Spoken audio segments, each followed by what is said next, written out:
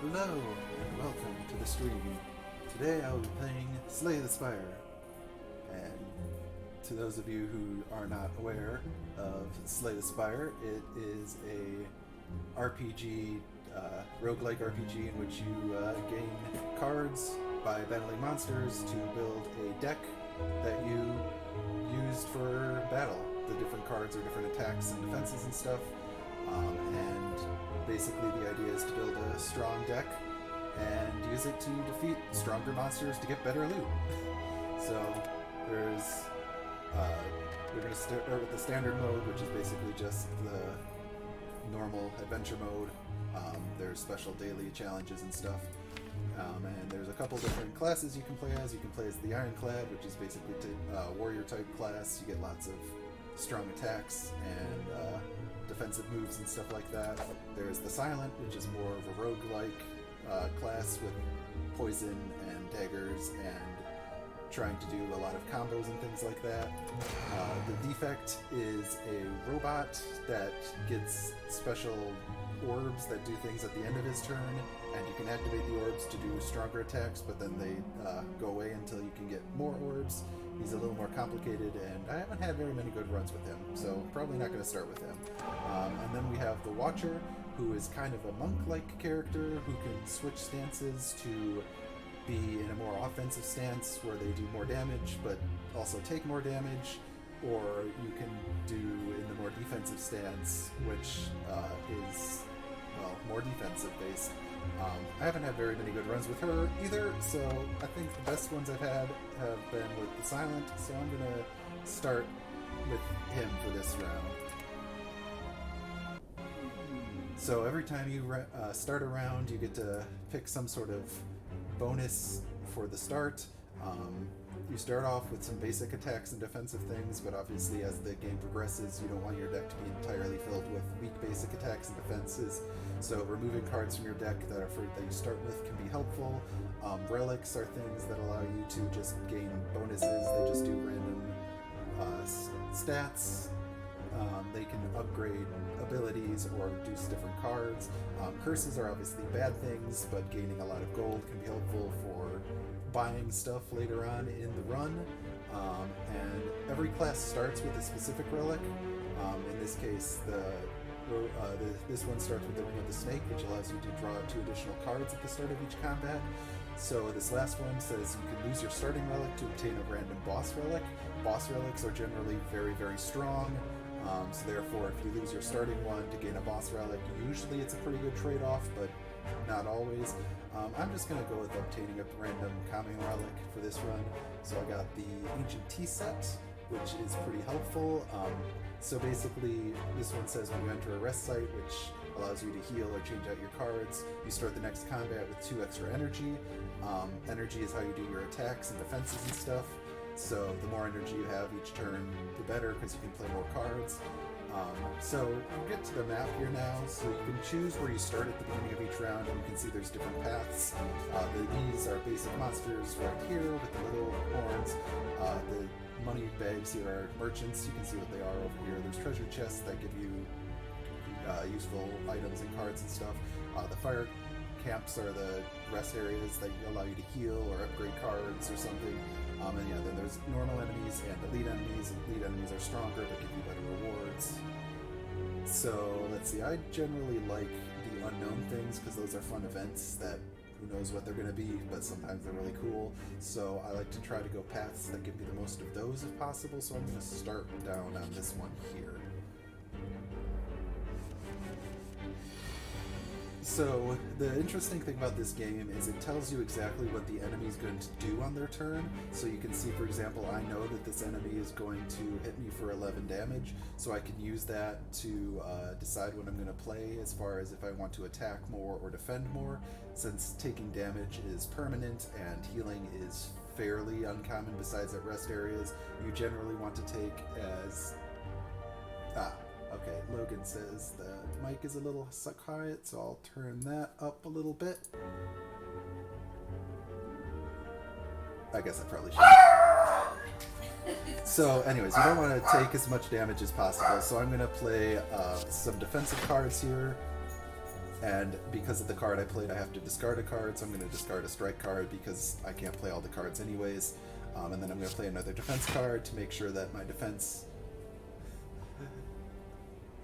is high enough, and then I'm going to use strike to hit this guy. And yes, of course, the dog barks right as I turn up my mic. Hopefully that's done. So yeah, now that I'm out of energy, I can't play any more cards, so I have to end my turn. Then it's the enemy's turn. They do whatever they're going to do, the attack, and since I had enough block, it goes away. Block does go away at the end of the enemy's turn, so you can't just stack it all up and have it stick around, because that's not how it works. Alright, so this guy's gonna block and attack for 7 damage. So right now I just have a lot of defend cards, so all I can do is play a couple of those. There's Neutralize here is a interesting card. Some of the rogue cards cost 0 mana to play, or energy, or whatever you want to pay it. This one also applies Weak. Weak makes the enemies deal less damage, which can be helpful. So if I attack this with this one, it does 3 and weakened, so you can see that the damage that it's going to do goes from 7 to 5. So I don't really have any more cards to play because they're just more defense, and my defense are going to... There's no point because he's already doing less damage than I have defense, so I'll just end my turn there.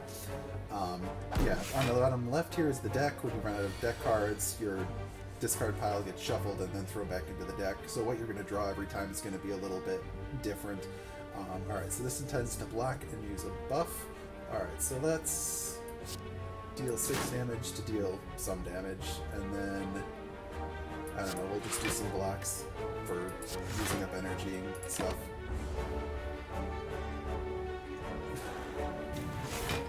Alright, so now he's strengthened up, so strength is the opposite of weak, it makes them deal more damage. So you can see his attack was going to do 10 instead of 7 that time, so then I did that.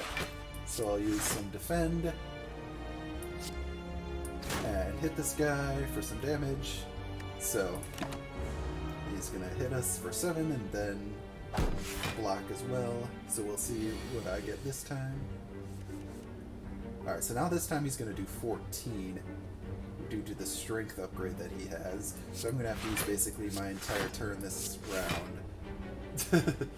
Unfortunately, I do not have Pot of Greed to draw 2 cards. There are cards that allow you to draw extra cards, but I don't have the energy to do that even if I did have some other things. So I'll just block here. It'll hit me for that. And then let's see what I got this time. He's going to try to block and use a buff. Alright, so let's just hit this guy because he's not going to do any damage this turn, so just lots of damage to him.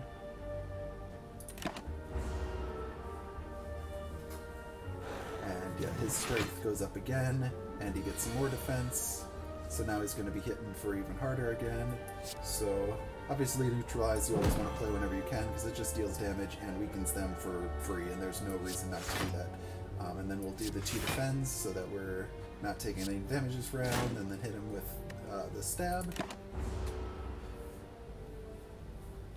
So you can see even like the basic first starting enemies here aren't exactly like they're not super pushovers. It's not like it's being super difficult because now we just hit these guys and it's only one of them and I've defeated them, but you know, you want to be a little careful and make sure you know, pay attention to what the enemy's doing so that you don't get hurt.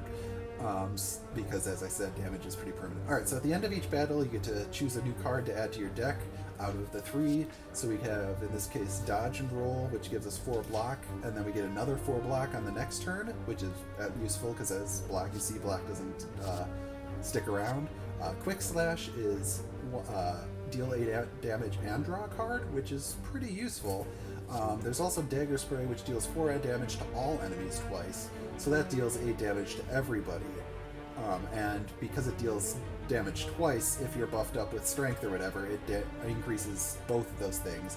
So as opposed to it just dealing 8, it can deal more than 8 if you have extra strength or whatever. So I think I'm going to go with Dagger Spray, because dealing 8 damage to everyone is, I think, a little better than dealing 8 damage to one person and drawing a card. So now we'll go on and fight the next enemy here. So this one's a group, as you can see, there's 2 of them. This one's got 8 health, this one's got 30. So the little swirly thing is some sort of negative effect on me. With slimes, you want to be careful, because if you get their health down to below about half, then they split. So this guy has a small slime and won't split, but this guy, I think if you get him down to about half, he'll split into 2 smaller slimes. I'm going to use Dagger Spray first, because that'll actually kill the first slime. And get rid of him right away, and then we'll play 2 defend cards so we don't take any damage from this slime. Okay, so yeah, when slimes hit you, they give you a card called Slimed, which basically is just a dead card that just sticks in your deck and doesn't do anything. You can play it for 1 energy to get rid of it. The exhaust means it's removed from your deck when you play it, but basically until I get rid of that card, it's just going to be a dead card in my deck for the rest of this combat. So we want to get rid of that at some point, but obviously we aren't going to draw it for a little bit. Yeah, and then we just want to deal as much damage, because this guy's not going to damage me this turn, he's just going to do lick. So he gave me Frail, which means I'm going to gain less block from block cards that I play. So as you can see, this defend will only now gain me 3 block instead of 5, but then again, this guy's not going to attack me this turn, so I'm just going to finish him off with a couple of knives and he's dead. So we get gold. So yeah, you can also find potions here. So potions do random things, and they just stick up here in these potion slots. You can carry up to 3, and you can click them at any time during combat on your turn to use them. So this is an attack potion. You can see it says choose 1 of 3 random attack cards to add to your hand. It costs 0 this turn. So basically, this gives you a random attack card for a battle, and it costs 0 the turn you play it, so that way you can, play it immediately. So that's useful if you need some extra damage and, or someone's really close to dead or something. Alright, let's see what cards we get this time. We get Quick Slash, which is deal 8 and draw a card for 1 energy. Slice is nice because it costs 0 and deals 6 damage. Blade Dance can be useful because there's a lot of combo cards in the Rogue's deck, or cards you can get from the Rogue's card pile that get stronger the more cards you play, or the more attacks and stuff you play. So Blade Dance can be really useful because it adds 3 shivs to your hand, and each shiv deals 4 damage but costs 0 to play. So it's really deal like 12 damage for 1 energy, and play 4 cards, which can be useful for certain cards that we might get in the future. So I think I'm going to go with Blade Dance for now, especially since there's a lot of cards that can combo well with that we can potentially find in the future. Alright, let's see what we get for the unknown. This could be combat, this could be an event. Alright, let's see what this says. As you walk into your room, you hear gurgling and grinding of metals, a slime-like creature that ate too much scrap for its own good. From the center of the creature you see glints of strange light, perhaps something magical. You could find some treasure if you just reach inside its opening, however the acid and sharp objects may hurt. So I can either just leave and do nothing, or I can lose 3 HP and have a 25% chance to find a relic. Considering I'm still at max HP, I think I'm going to give this a shot. However, you're convinced... Okay, so it didn't work, but I could lose some more HP and have a higher chance to get it. I'm going to try one more time. Ah, dang it. Oh, at this point I still haven't... I'm going to try one more time. Come on, be lucky. Alright, let's see, finally got it. So I get a Gremlin Horn, so whenever an enemy dies, I gain 1 energy and draw 1 card. That's a pretty good item. It did cost me 12 HP, but, I mean, I can hopefully get that back later on. Alright, let's see. So now I'm at a crossroad, so I get to choose which direction I want to go and go towards another unknown or a enemy. I'm going to go towards the unknown again here, and we'll see what I get here. Alright, I got a shimmering mass of light, encompassing the center of a room. Ooh, I can lose 14 HP, oof, but I get to upgrade 2 cards. Upgrades are super useful because cards get generally stronger or the cost goes down of them, so it's actually like a really useful thing. But losing 14 HP after I just lost 12 is kind of a lot. But then again, I think there was a... Shoot, I should check them. Oh, I can check the map here again. Let's see, there's... Oh, but I got an elite enemy. I don't think I'm going to do this one then, because yeah, there's another event, which is probably going to be fine, but then I have to fight an elite enemy, which are like mini-bosses that are a lot stronger before I can get to a rest site. So I do not think at this point losing another 14 HP is a good idea. So let's try this event and see what I get. I do enjoy the events. I think they're just more exciting than battles and stuff. Oh, dang it. Well, that's annoying. I could have totally done that and then just healed some from this guy. Alright, well that's fine. I'll just heal anyways. 35 gold is fine. I don't think I have enough cards to replace or to remove a card at this point, so I'm just going to go with heal and get back up to full HP. That's a little annoying, but like I said, there's no way of knowing what's going to be at the event, so I totally could have lost some more HP. Alright, well let's see what the elite enemy up here is going to be. Okay, so we have some of these guys. These guys are pretty strong, the sentries here. They also have an ability called Artifact that they gain at the start of the combat, which allows them to negate a debuff. So if I do neutralize and apply a weak, the weak would be negated by the artifact there. Then the artifact goes away at that point. So I might still want to do neutralize just because it's free and gets rid of the artifact. So I know from playing this game before that these guys have an alternating turn thing. So these guys do negative effects on one turn and then an attack on the other. So since this person's doing the attack this turn and these two are doing the negative debuffs, that means next turn this guy will be doing a negative debuff and these two will be doing attacks.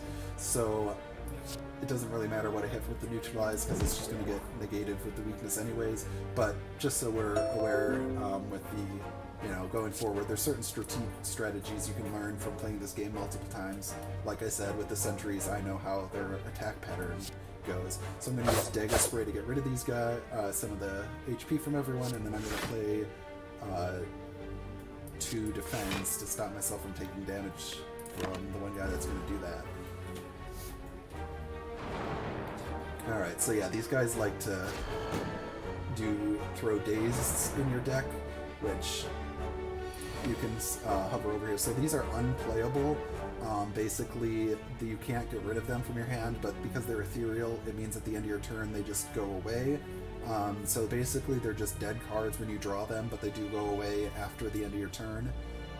So they're not they're not great at all because they're just going to be dead cards when you draw them, and they give you 2, so it's really not super useful. So hopefully we'll be able to deal some stuff before then. So yeah, like I said, you can now see these 2 are going to be attacking me, and this guy's going to be doing the debuff thing that's going to give me more dazed. So I'm going to have to throw a lot of block on here to try and negate as much of the damage as possible, and that adds up to 18, so I'm going to negate it. Unfortunately, that means no damage to these guys this turn. But like, yeah, with how much damage you take, it's going to be difficult. On the plus side, I do know after I fight these guys, I can go to a camp and possibly get some health back or upgrade a card. Oh, see, here's a downside. Yeah, this guy's going to attack. I have no block cards, and I drew a dazed this turn, so there's nothing I can really do with that. Alright, I'm going to use these shivs, though, to damage some of these guys. I'm going to get rid of... I don't know, I'm just going to basically deal some damage to everyone here, and then I'll use a strike on... let's see, who's this guy? So, maybe it would have been better to not throw those out. I could have probably get this guy down to more damage rather than spreading them out so much, but oh well, that's alright. And yeah, see, the dazed card just burns up at the end of the round. So unfortunately now I'm definitely going to take 9 damage, because like I said, I didn't have any block cards to play, and now my cards, I have a lot more dazed cards in my deck. So this is not going to be the best. Yeah, see, this is not going to be the best. So I've got to... Unfortunately, I want to get rid of a dazed card, but I need the defend card, so I'm going to have to discard the dazed and throw it in my discard pile here so I can get some more block and not take so much damage this turn. So unfortunately, that means there's another dazed cards in my deck, because discarding it is not the same as not playing it. So, alright, so we got the Dagger Spray again. Like I said, I think that was great because there's a lot of that. A lot of enemies that you've run into that are multiples. And then we're gonna get rid of the artifact on him and play some more defensive cards so that we don't get the damage for him. And then these guys are just gonna throw more days in my deck, which isn't great, but yeah, it's not great. My deck is a lot of days cards at the moment, so hopefully we can at least... my plan is to try and take out one of these guys, so that way, hopefully I'll get a little less. Alright, so then I defend, and strike the one that's getting weaker, so hopefully I can get rid of this one sooner.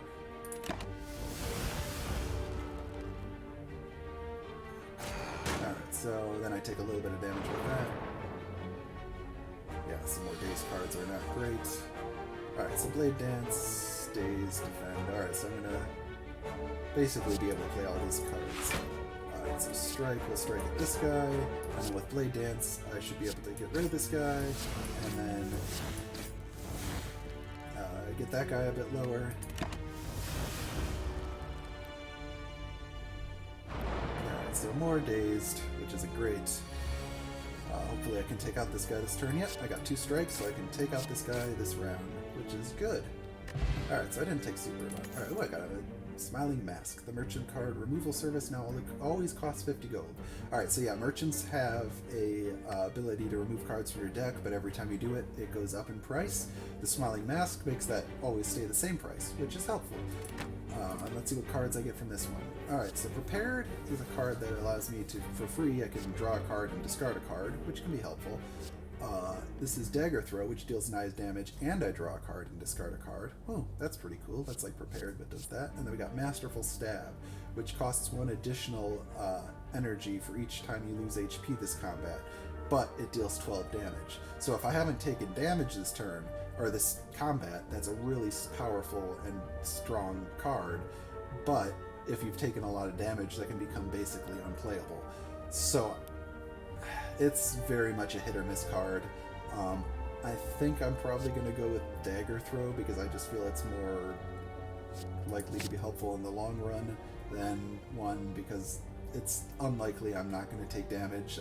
It's a bit of the luck of the draw and also some skill with cards and stuff, but I don't know if I'm quite that strong. Alright, so I can either go for an enemy and then an event and then a treasure chest, or rest at a campfire and then do an elite boss and then a treasure chest. I think I'm going to go to the campfire and then do the elite, because as you see when you beat elites, you can get a pretty good chance of getting another relic, which are super helpful. So let's see. So you can, at the campfire, you can do 2 things. You can either rest, which heals for 30% of your max HP, which tells you is 21, or you can do Smith, which allows you to upgrade a card in your deck. And as I said, upgrades are super helpful because they can, make cards a lot stronger. So I'm just gonna, show you what some of them do. So you can click on a card and see it makes the strike go up to 9 damage, or you can, gain 8 block. This, deals blocks 11. Dagger Spray makes it deal 6 twice. Blade Dance adds 4 shiv to your hand, and this one deals 12 and draw a card. Yeah, since I don't have that low of HP, although I suppose I should check when the next camp is. Yeah, so if I go this way, I'll have that, I'll do that. I can either do 2 combats or an event in a combat and then another one. Alright, yeah, I think I can go with smithing at this point and not doing that. I think I'm going to upgrade the Dagger Spray so that I can get a little more AoE. Because like I said, there's a lot of combat where it's more than 1 enemy, so having some damage to every enemy is really helpful. So let's see what this mini-boss is. Oh, well, it's just 1 guy, but this is going to be a really strong thing. And also, I think this guy might summon extra people. I could be wrong, though. I don't remember. It's been a little while since I've played this. Alright, so we'll basically just try and deal as much damage to this guy as we can, since we can see he's not going to attack this turn. So we'll just... Oh yeah, and you can see I have more energy this turn because of my Ancient Tea set, because I started after a rest site. Ah, thank you. Yes, they get angry when I play skills. Thank you. for reminding me about that. So yeah, the good news is I don't have a ton of skill cards. I've got the block, but like I'm not going to do that this turn anyways. Ah, my Blade Dance is. That's a bit of a... That's...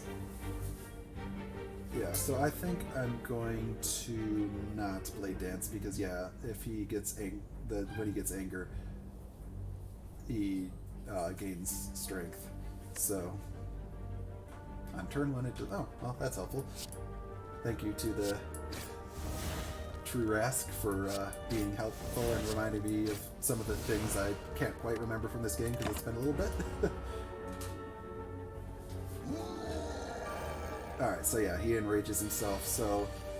so yeah, enrage is the whole... When you play a skill card, it gains 2 strength. So yeah, enrage basically means it gets stronger every time you play skill cards. So he's going to do 6. So I can defend, but if I defend, then that makes him actually stronger. So it's a little bit of a... You want to be a little bit careful with this guy. I could definitely do neutral this, though, because that's going to make him a little weak. And then I could play... Survivor, which does enrage him, but with the Survivor it makes it still good enough, and then I'll just hit him twice here.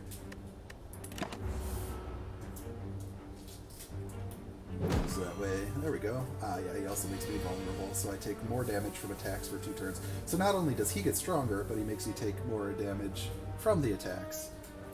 So it's... Yeah, you just want to basically beat this guy as fast as possible. I'm not even... This is a rough... Yeah, this is a rough one. Let's see, do I want to play... If I play both of those, he'll just gain 4 strength. So then he'll do 16 damage, which would basically still be 6. I think the defending is still the right turn here. It's... I think otherwise I'm just going to take a lot of damage. Although I guess I do have a rest area kind of coming up a bit. So we'll see. Hopefully I draw a lot of attack cards this turn and can just defeat him. Ooh, he's gonna do 30 this round. This is gonna be rough. Alright. Oh, Blade Dance is a skill card too. Dang it, I forgot about that. Oof. Well, no, but it'll kill him, because each of those do 4 damage. Right, yes. So yeah, that way we don't want to have him hit us with the strong hand. Alright, Mummified Hand. Whenever you play a power card, a random card that costs 0, or a random card in your hand costs 0 this turn. So that's super useful. However, I don't know if I have any power cards yet. I can't remember. Well, I can check. Attacks, skills, attacks. Nope, I don't have any power cards yet. Well, I'll have to find one of those, hopefully later. So I got Sneaky Strike, deals 12 damage. If you discarded a card this turn, gain 2 energy. Oh, so basically if you have discarded a card this turn, that costs 0. I do have some cards that make me discard cards, so that's helpful. This deals 7 damage, and deals, if they're poisoned, deals 7 damage again. Unfortunately, I haven't gotten anything that does poison yet. The Rogue does have a lot of poison cards, but I haven't gotten any yet. This deals 15 damage, and next turn I get to draw 2 additional cards. So you can see this one's blue instead of the grayish outline, so that means it's a more rare card, so it's less likely to show up. Generally those are better. I think I'm going to go with this one just because it deals 15 damage and I draw 2 additional cards the next turn, which is really helpful. It does cost 2, so it's going to take up most of my energy this turn, but it also deals a lot more damage than 2 of my 1-cost cards, so I think it's probably just better in general. Alright, let's see what we get from this treasure chest. The next 2 non-boss chests you open contain 2 relics. Ooh, well that's super helpful, so I get more relics on my next chests. Nice. Alright, let's see. Unfortunately, there are no more chests in this map, so we'll have to wait till the next after we defeat the boss to do that. Like I said, I really like the events more than just the basic battles, so I tend to do those a little more often, but let's see what it does. Alright, dead end, you begin to turn around, the walls slam down from the ceiling, trapping you. 3 faces materials rise from the walls you speak.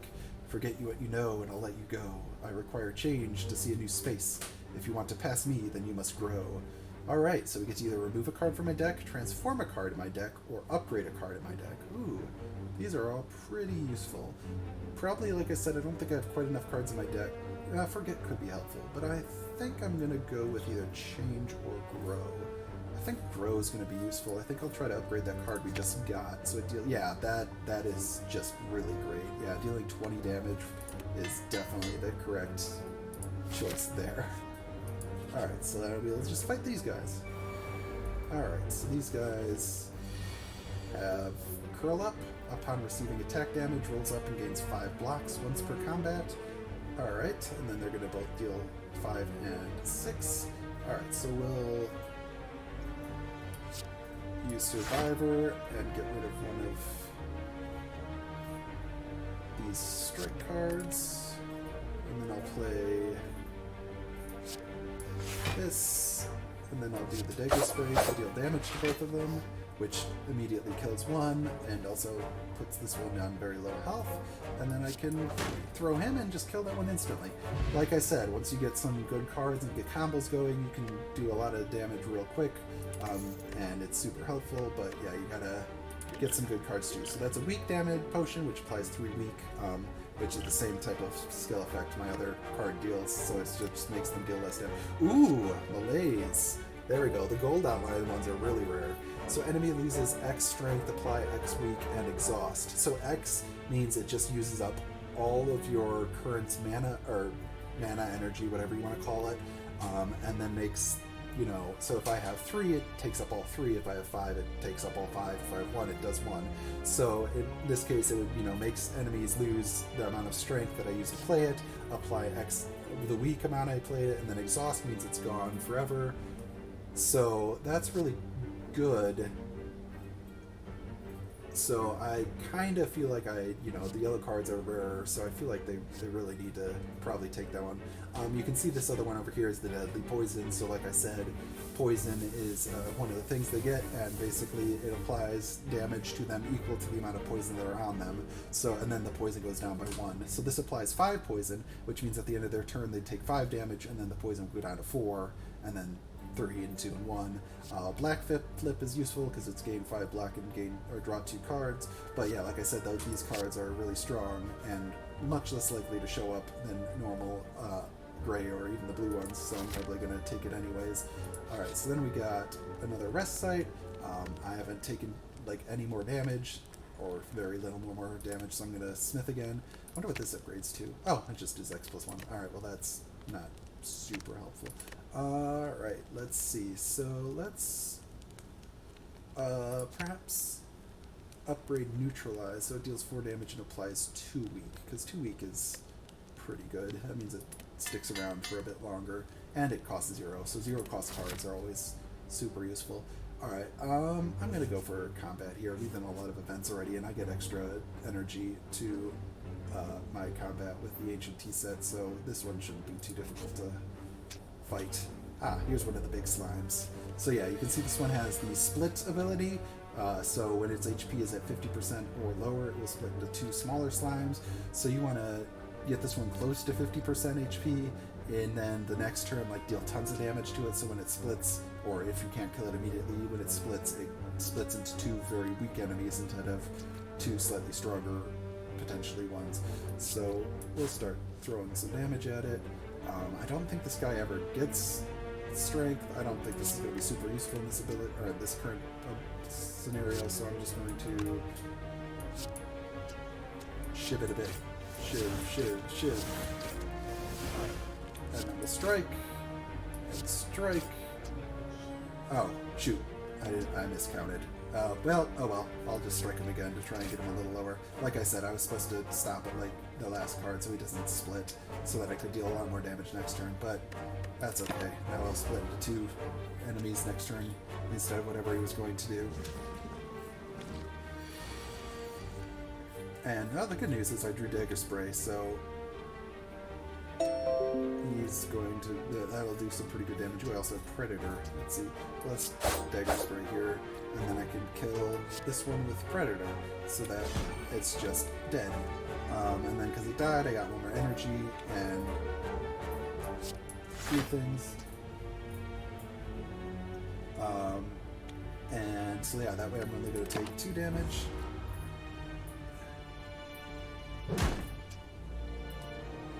Alright, so let's draw now, and I should be able to kill this guy this round unless I draw, yeah. I got plenty of strikes to just kill this guy. Alright, some gold. Let's see. All-out attack. Deal 10 damage to all enemies, and then discard a card at random. Ooh. Oh, that can be interesting depending on when you play it. Dodge and roll we've seen before, and deflect is a 0-cost card that gains 4 block. I think I'm going to go with all-out attack.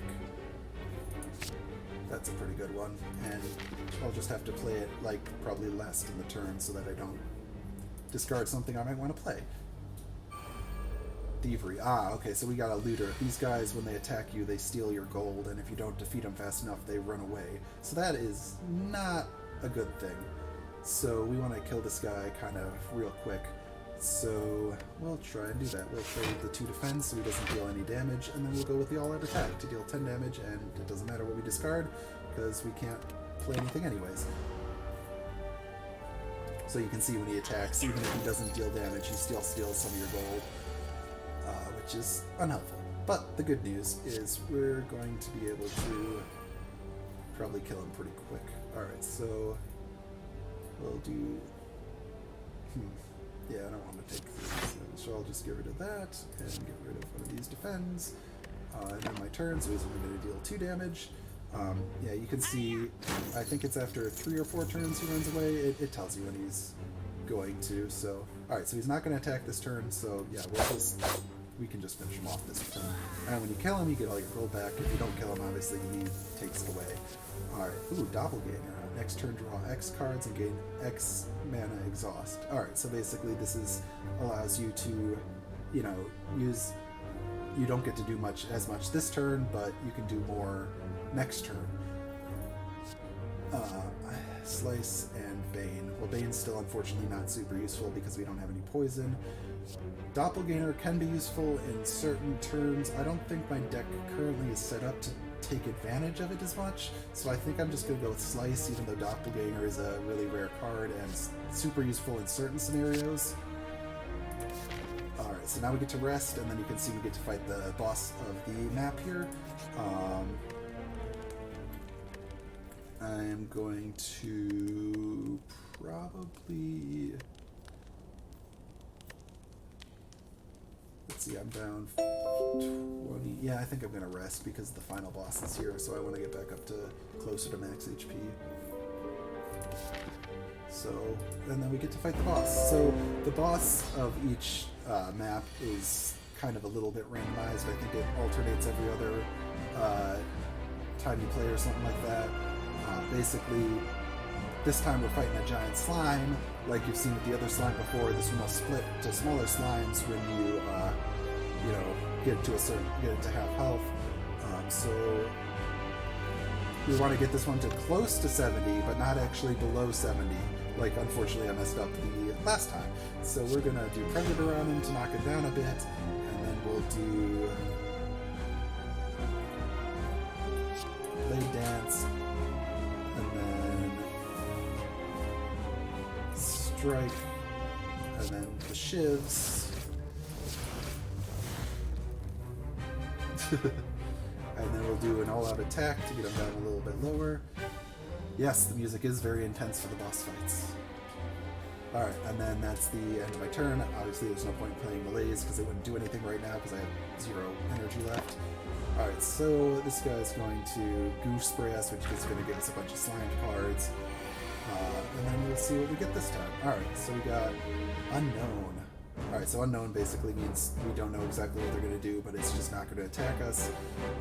So yeah, we'll start dealing damage to this guy. We don't need to defend, obviously, but also we want to be careful that this turn we don't get him to just below 70, so I've got to be a little careful here. This will do 12.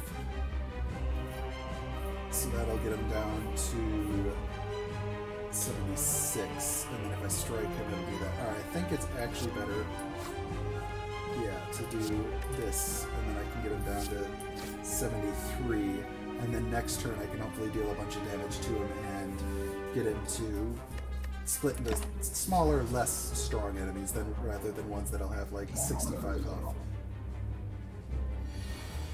Alright, so now when he's, yeah, basically that's a charge up for his attack, so he's going to do a super strong attack this round. That is unfortunate. I don't want him to do that, so I basically have to slice him to get him down to below 70, so he splits. I was really hoping that I'd get more attack cards this turn so I could deal more than 6 damage, but I really don't want to take 20 damage from this turn, so that's unfortunate, but sometimes it's just the luck of what you draw from your deck.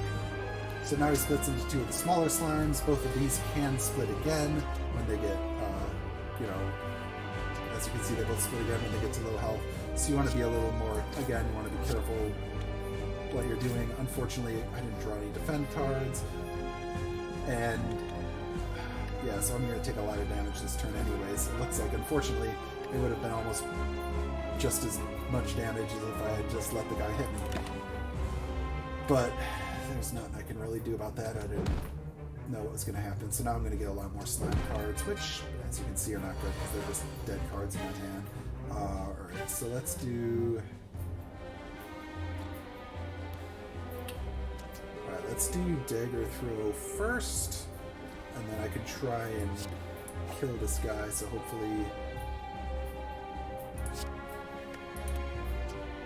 I can... Yeah, so we're gonna do... Oh wait, nope, I don't want to do that. I want to do this to knock him down to 26, so that he's going to split next turn. And then... Perhaps that wasn't the best. Maybe I should have done that. Again, it's been a little while since I played this game, so I'm not going to say I'm the best strategy at it right at the moment.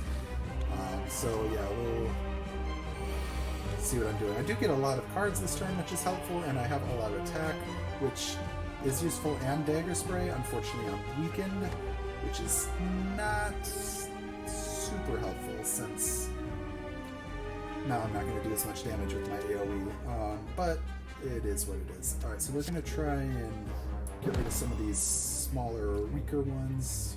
I do not really have any defensive cards at all, so we're just going to do a lot of AoE.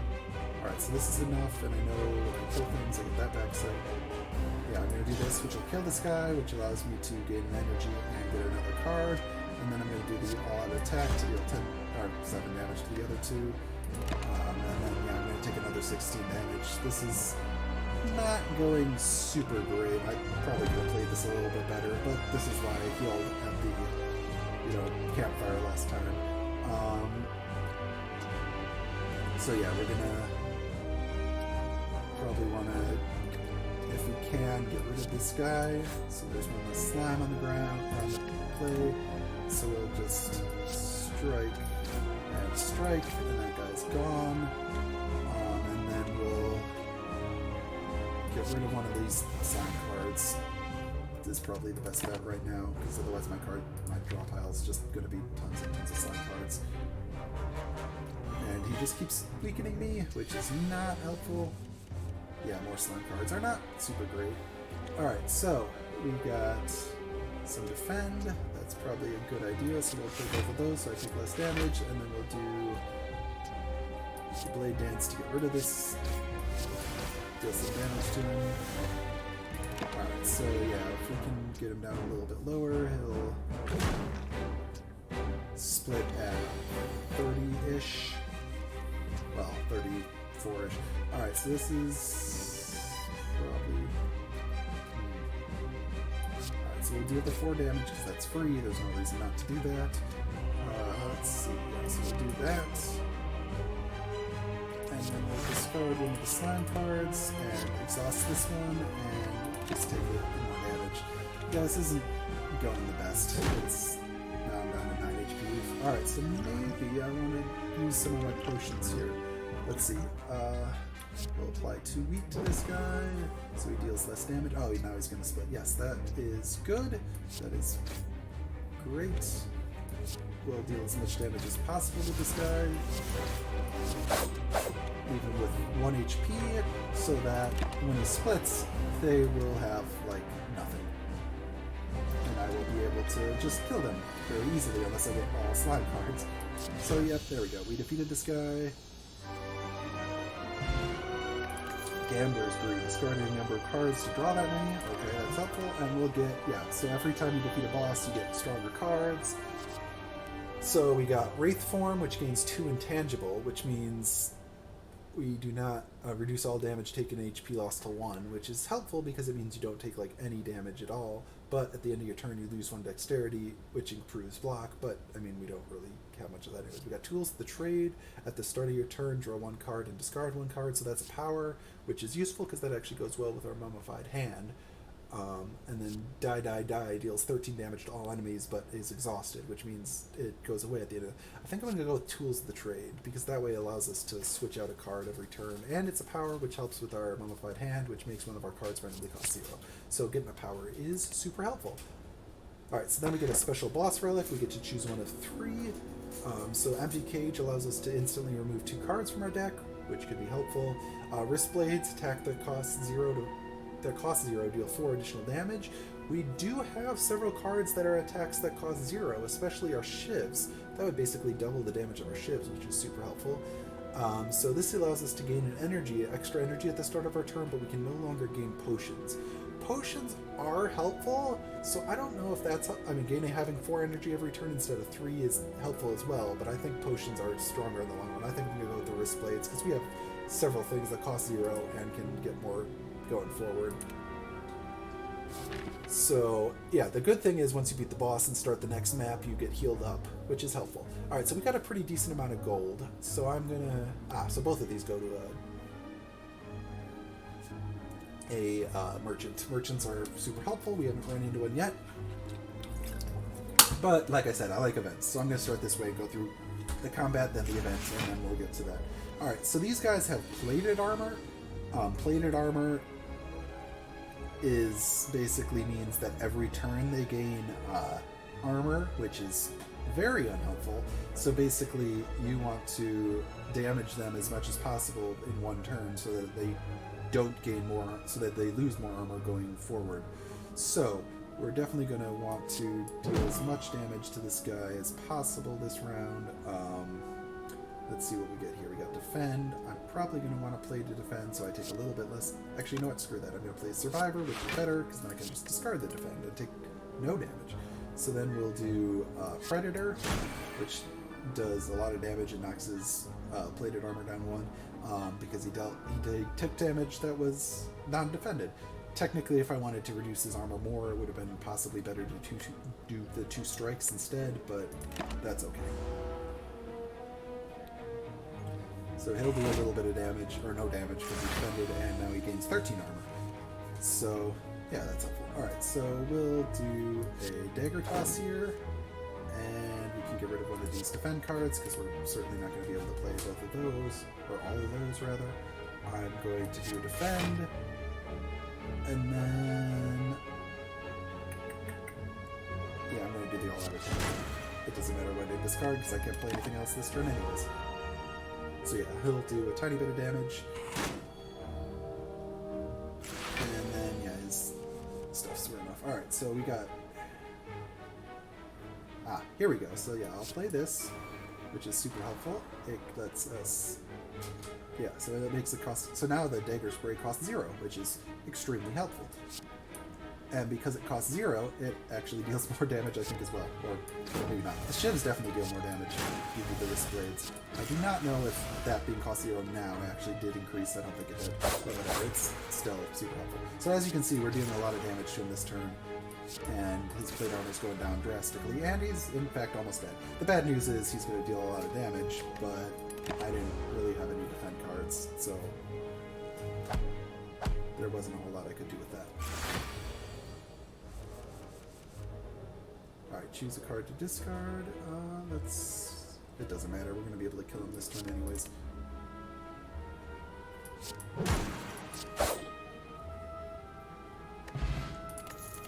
Alright, so we got Catalyst, doubles the enemy's poison and exhaust. We still don't have any poison, so that's unhelpful. Bane, still no poison. Deal 4 damage whenever you draw this card. Add a copy of this into your hand. Exhaust. Oh, that's helpful. So it's basically if you don't play them, you get more copies of them. I mean, it's better than the other 2 because unfortunately we don't have any poison, so the other 2 are super useless. And it's another 0 cost card, which goes well with our Wrist Blades. Alright, in Abandoned Temple you find a book with cryptic writings. The Alebic. Yes, I think this one, I don't remember exactly. I think this damages you but gives you some good stuff, so I'm going to read it. Yeah. It definitely makes you lose some HP, but we're going up to, I think, yes, obtain the book and lose 10 HP. Yeah, we got the Necronomicon. The first attack played each turn that costs 2 or more is played twice. Oh, but it also does give us a curse. Rough. What do we get for the curse? Let's see what we got for the curse here. Unplayable. There is no escape from this curse. Oh, well, it's literally just a card that sticks around in our deck. Alright, that's fine. We'll go to the merchant here. Welcome. Alright. I wonder if we can just literally remove that card. Nope, we can't. It's obviously it's setting. Yeah, it can't be removed. Alright, so we don't want to remove a card. Let's see what we got here. So we got Poison Stab, which deals 6 damage and applies 3 poison. That's pretty useful. Eviscerate, which is on sale, so you can tell it's a little bit cheaper because of the blue number here. It costs 1 less energy for each card discarded this turn. Deals 7 damage 3 times. Well, I do, if I have that power, discard 1 card every turn, basically, which is helpful. And I do have some other cards that make that me discard cards, so that's really cool. Ooh, Infinite Blades is super useful because every turn I get a Shiv, and my Shivs deal 8 damage due to the Wrist Blades, so that's really nice. I think I'm definitely going to pick that one up. Piercing Wail, all enemies lose 6 strength this turn exhaust. I think I'm going to go with Eviscerate as well. Okay, so these are gray cards. Gray cards can get used by any class. You can see these have the green background, so these are specific to the class that I'm playing now. But these gray ones can be used by anyone. So let's see, this one says choose 1 of 3 random cards to add to your hand. It costs 0 this turn, exhaust. So basically it adds just a random card to your hand. This is a power. At the start of your turn, add a random colorless card to your hand. Ooh, that's really useful. So yeah, these ones are generally very strong, but as you can see, also very expensive. You can also buy relics here, but they're pretty expensive, or potions. I probably should have looked at the relics before I bought those other cards, but that's alright. At the start of your turn, deal 3 damage to all enemies. That could have been helpful. At the start of boss combat, heal 25 HP, and whenever you shuffle your draw pile, gain 6 block. That's useful as well. Because we do shuffle somewhat frequently. I think I'm going to go with the Magnetize, though. Gray cards, or the colorless cards, are just really useful. It's kind of, yeah, they're just generally very strong, and a lot of them allow you to add cards to your hand that cost 0 and stuff. So yeah, it's just a good thing. So yeah, I'm just going to stick with that, and then we'll go here. So yeah, there's another merchant up here, but that's not going to be super helpful, so we'll probably go along this way to do the 2 events and then a mini boss encounter there. Let's see what we find in the forge. The smithing tools are covered in dust. Yes, fire roars in the furnace. You feel on edge. So I can either upgrade a card in my deck or obtain a special relic but become cursed with pain. Pain is unplayable, and while in the hand you lose 1 HP whenever you play another card. Ooh, that's pretty bad. But we get Warped Tongs, you can see. The Warped Tong at the start of your turn, upgrade a random card in your hand for the rest of combat. So basically every turn we get one of our cards upgraded, which is, instead of just, so it's only temporarily because it's only for the rest of combat, but it's going to be doing 1 card in our hand every turn. But Pain is super rough as well, but 1 HP isn't that bad, and I can probably get rid of Pain if I can. I think I can get rid of Curse? Yeah, I'm going to go with this. I don't have enough money to do that one though, so I don't know if that was the right choice, but it's what it is. Alright, so this time we've run into 2 looters, so this is going to be a little more tricky. Alright, let's see what we got here. Infinite Blades, plus at the start of your turn add a ship to your hand, so yeah, this is a good one, and we got Tools of the Trade, which allows us to discard a card as well. So yeah, I think I'm going to start by playing my 2 order I want to defend, so this is, it's just rough. Yeah, alright, so then we get Defend for free, a Strike for free, and probably want to do another Defend so I don't quite take as much damage from both of these guys. So yeah, I'm still going to take 10 damage unfortunately, but it's better than taking 20. Alright, so what do I have up here as far as potions? I can apply 3 weak, and some command cards. Okay, so obviously I'm going to discard the Necronomic Curse because it's literally just a useless card, so there's no point to not doing that. Or I should have done Pain. Pain would have been better. Dang it. And this is why I should have paid more attention. Alright. Let's see. What do I want to do here? Maybe I can do all-out attack and maybe discard Pain? Wow, I am lucky. Alright, cool. A little bit of luck paid off there. Alright, so I definitely want to gain the Defend Plus, do the Shiv on this guy, and then do the extra Defend. Alright, so I'm still going to take a bit of damage from this, and they're still stealing more gold, so I gotta be a little careful here, because otherwise this is gonna... Alright. Discard. Let's see what I want to discard. Let's see, we got Strike Plus. Alright, I'm gonna discard one of these other random strikes here. Ooh, Magnetize. Alright. I don't think Magnetize is the right choice. I want to kill one of these.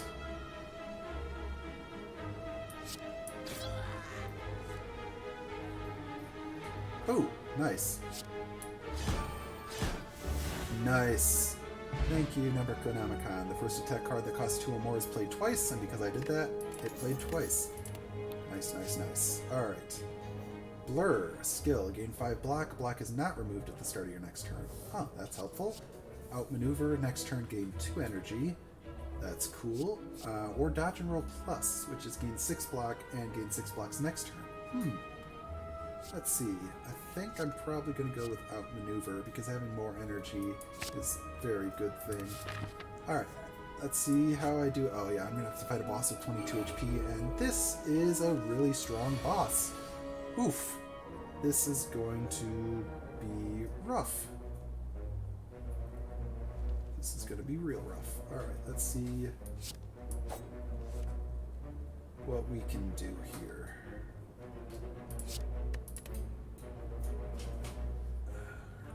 I probably just want to play more defend cards, because otherwise I'm just going to get killed basically instantly. But I could, yeah, I've got to play the defend cards. This is, I don't like this Book of Stabbing. It's just really, really strong. I do not think I'm going to be able to defeat this guy, because he just deals so much damage.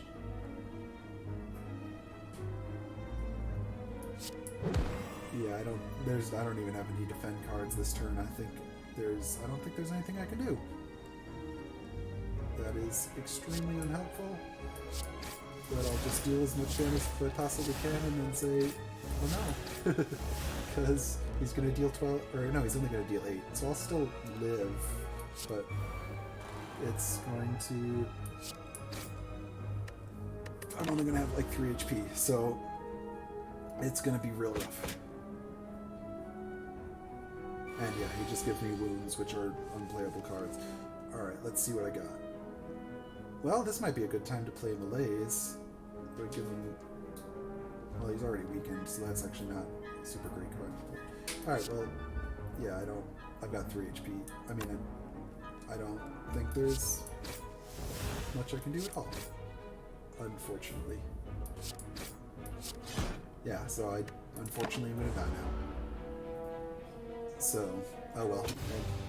It's fine. When you lose, you gain some experience points for what you've done during the combat. As you level up the different characters, you unlock more cards for those characters. Alright, so that was the first playthrough. Obviously, we're going to try again. So yeah, that was the Silent. Maybe this time we'll try the Ironclad or the Defect. Anyone in chat have any opinions on that? I still haven't done any well with the Watcher, but maybe the Ironclad or the Defect.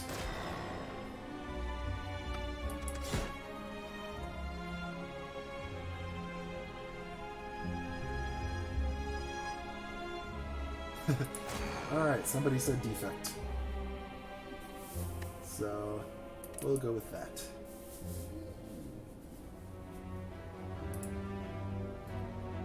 Reach the boss to receive more blessing. Oh, yeah, I have not done well with the Defect.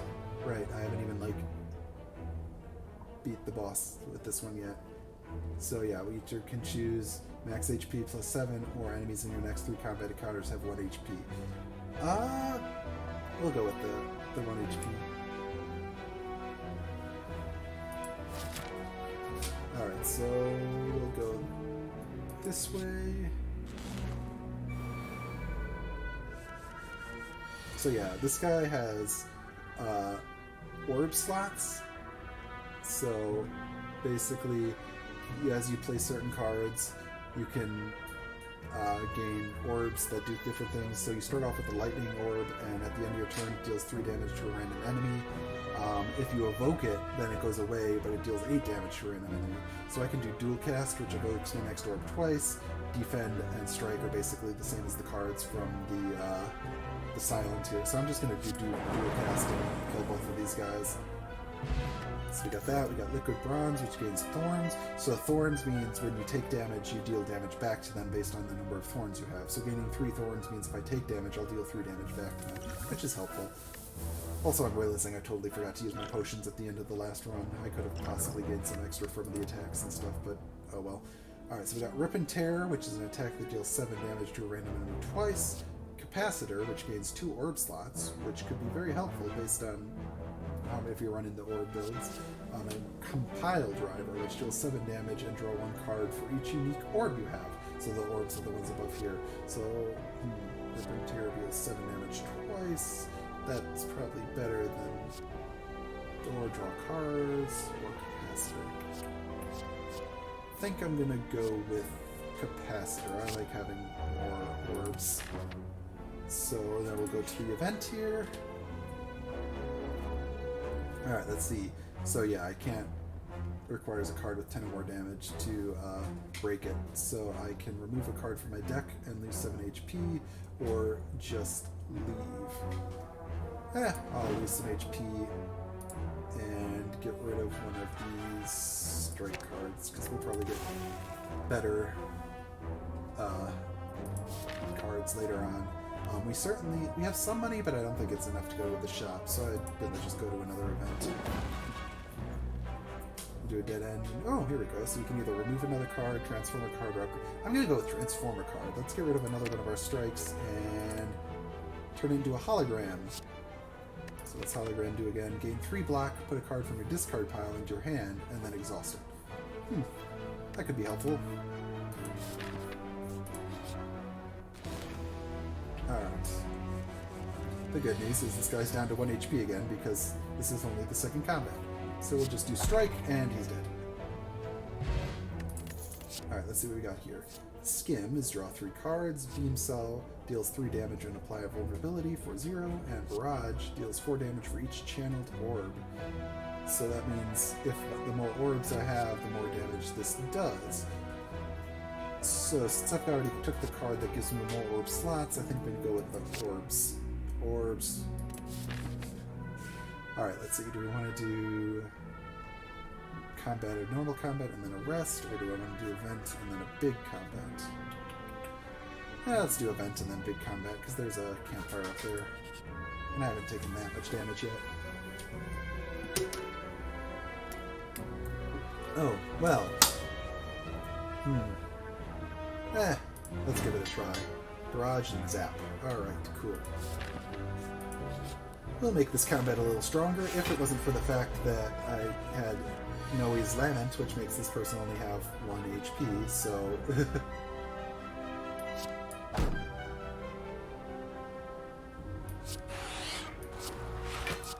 So it doesn't really... Yeah, he's gonna just die anyways, because he only has 1 HP. Alright, so doing that was good while I had my last... the Lament here. Gold-plated cables. Your rightmost orb triggers its passive an additional time. Nice, so that makes the orbs do more stuff at the end of my turn. Alright, let's see. We got Chill. Channel 1 Frost for each enemy in combat. That's nice, because Frost gains you block at the end of your turn. Streamline deals 15 damage, reduce this card's cost by 1 this combat. So the more you use this card, the cheaper it gets to play, which is helpful. And then we got Glacier, which gains 7 block and channel 2 Frost. Ooh, that is a nice one. Chill's free though, and each orb gives me some block. Or this is gain 7 block and channel 2 Frost. I'm gonna go with that one. Yeah. Alright, I'm gonna go this way to the event. Let's see what we get here. Oh no, slime goop. So I can either gain 75 gold and lose 11 HP. Well, the next, I can stop it. Yeah, I'm gonna go with this, because I can literally just go to a campsite and heal up. It's not full, but it's definitely pretty good. Alright, then we get a treasure chest. Treasure chest. Let's see what we get out of here. Horn cleat. At the start of your second turn, gain 14 block. Oh, well, that's helpful, I guess. Alright, let's see. We've got a lot of gold now, so maybe I'll go over to the merchant here. I could upgrade a card too, because I certainly don't need 22 more HP. I'm only 11 down. Let's see what I can upgrade. I could upgrade Glacier to Glacier Plus, which gives me 3 more block, or I could gain 3 orb slots.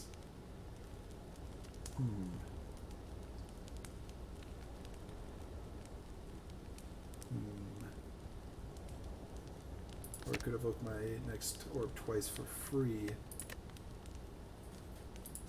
Or this gains 5 block. I think I'm going to upgrade Glacier. Alright, then we'll go here and we'll buy some stuff. Let's see what we got here.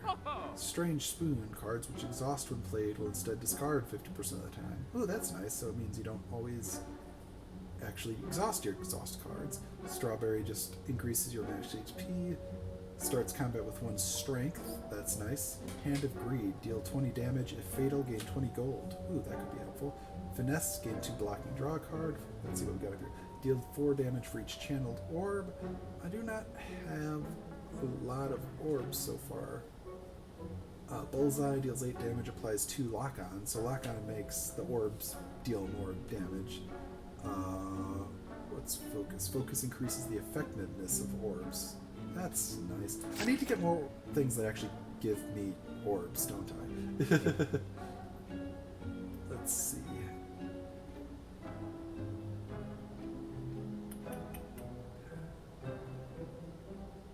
Let's see what the potions we got are. Essence of Darkness. Channel 1 darkness for each orb slot. That's nice. But it's a potion, so it's only used for once. Fear Potion, Gambler's Brew. I think I'm gonna just hold on to the rest of my money for now. And continue onwards. Alright, so we got Zap Plus, which channels lightning, which is super helpful. We'll get 1 defend, so we don't take damage from this guy, and then we'll strike him. And I mean, there's nothing else, no point in playing either of those, so that's fine. Yeah, so we just channeled a bunch of orbs there. So that dealt a bunch of lightning damage, which was nice, and got rid of one of the slimes here. So this will deal 6 damage for each channel orb, so it'll do 12. That's pretty good. And then we'll play Strike here, and then we'll gain more orb slots. Orbs. All about them orbs. Alright.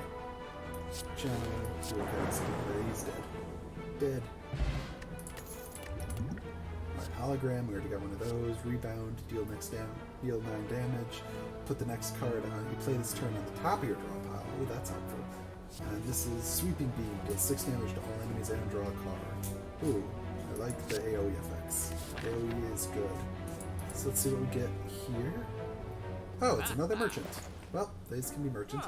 Ooh, creative AI is super good. Super, super good. It costs 3 energy, but at the end of your turn you add a random power card to your hand, and a lot of this guy's power cards are very good. Even though it costs like a vast majority of my money,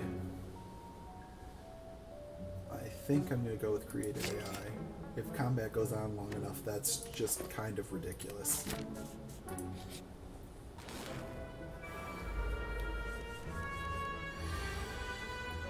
Alright, let's see what we got here. Okay.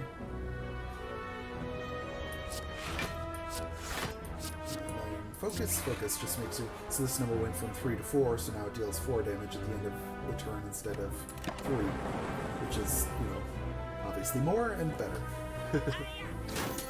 Alright. Let's see what we get here. Glacier. Ooh, creative AI. Well, that's not going to be super great on this guy, but then again...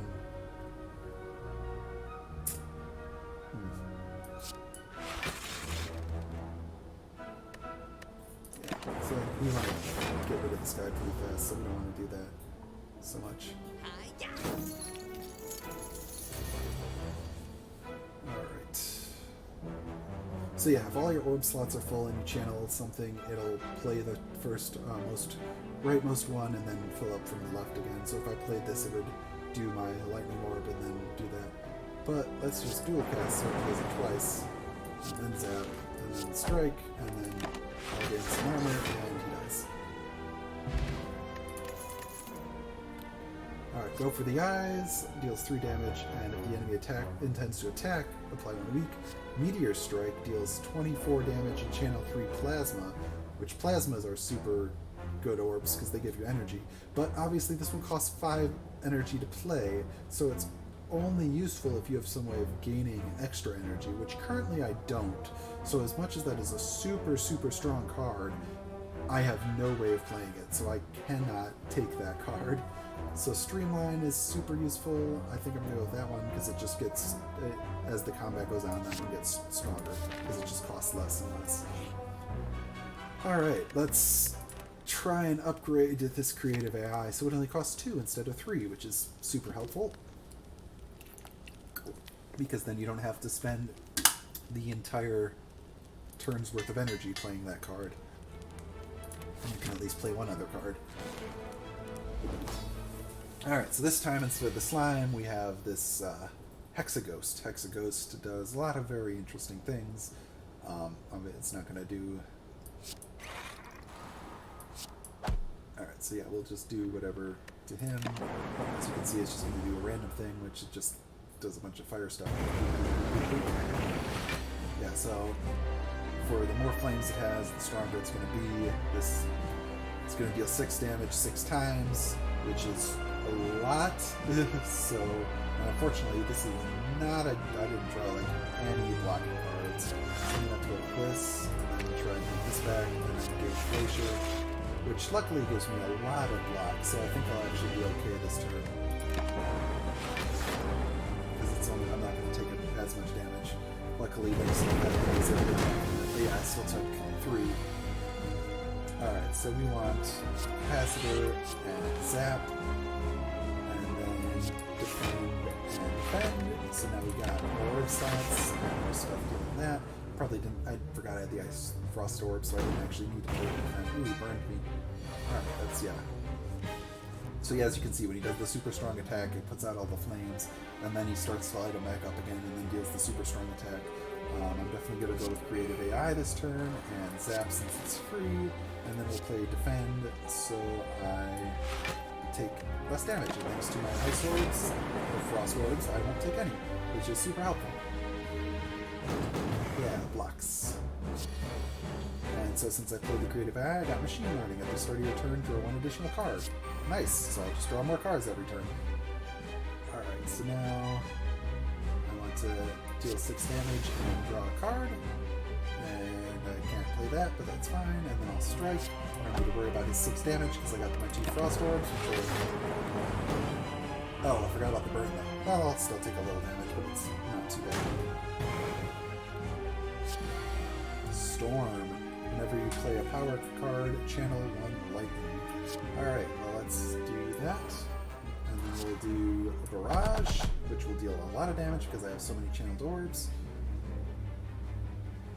And then, let's see what I got here. Channel 1. Let's channel lightning here. And then do... strike.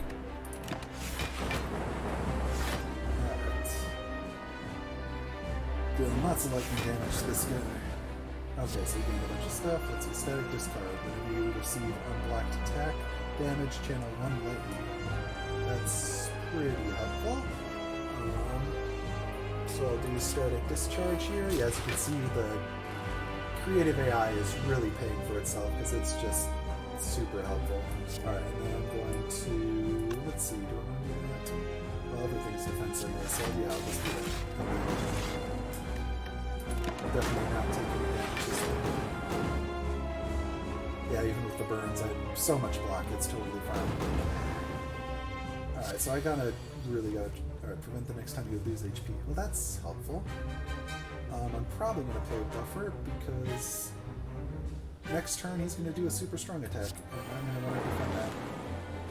Alright, so then I want to make sure I defend enough to not take damage this round so that I don't get rid of my don't take damage on this thing. Although, considering his attacks are multi-attack, that deals 4 times 6, yeah, that's rough. So yeah, with the creative AI, I got creative AI, so I could double up on that. That is not what I'm going to do, because it's not going to be super helpful in this scenario. I'm going to get lots of defend cards, so that I do not take damage from his doing lots of stuff. Especially with the extra burns and stuff, it just deals so much. Yeah, so if I had taken a lot of damage from that, it just does so much burn. Oh, he gave me burn pluses, great. Those deal even more damage. The upgrade, yeah, those deal 4. Oof. Alright, I really need to, yeah, I really need to, get rid of this guy, which is rough. Alright, I'll play the Buffer. Yeah, this is going to... Well, he'll get killed anyways, because he's going to hit me, which will deal damage, which will make me... Yeah, so it's whatever. And like I said, after you defeat the boss, you get all your health back anyways, so it's totally fine. Alright, let's see what we got. Core Surge, deal 11 damage, gain 1 artifact. Ooh, well that negates the next debuff.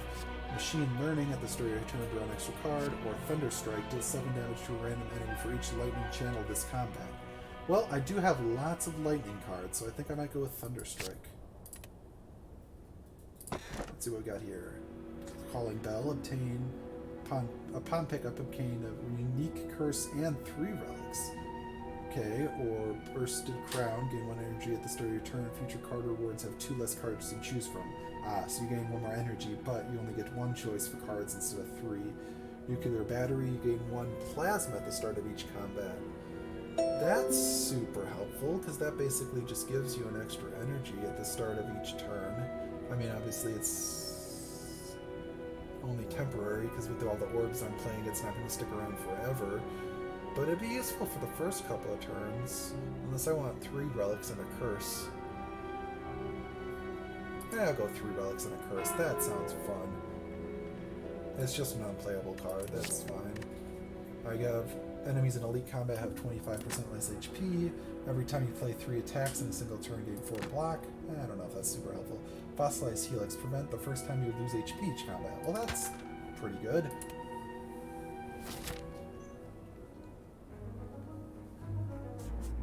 Alright. Well, this one's got a lot of events, and like I said, I like events, so we're going this way. Evilly.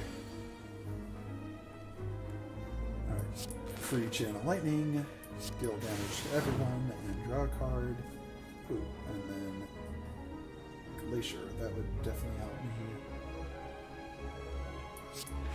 Take damage from these guys. Good.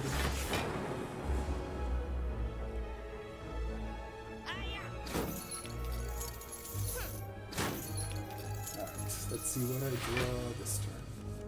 So yeah, I got 14 black because of my Horn Cleat, which is super useful. Ooh, I got the Creative AI. Thunder Strike's not going to be super useful yet. Let's play the Creative AI and then barrage this guy to deal 18 damage.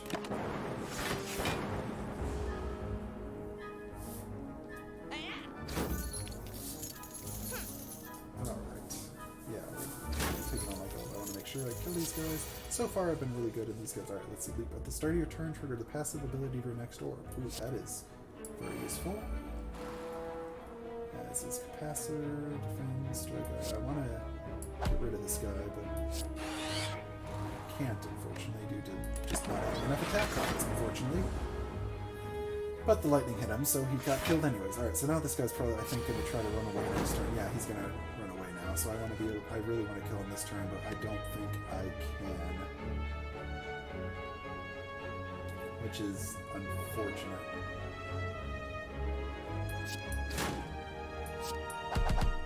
Yeah, so he's going to run away and I'm going to lose critical.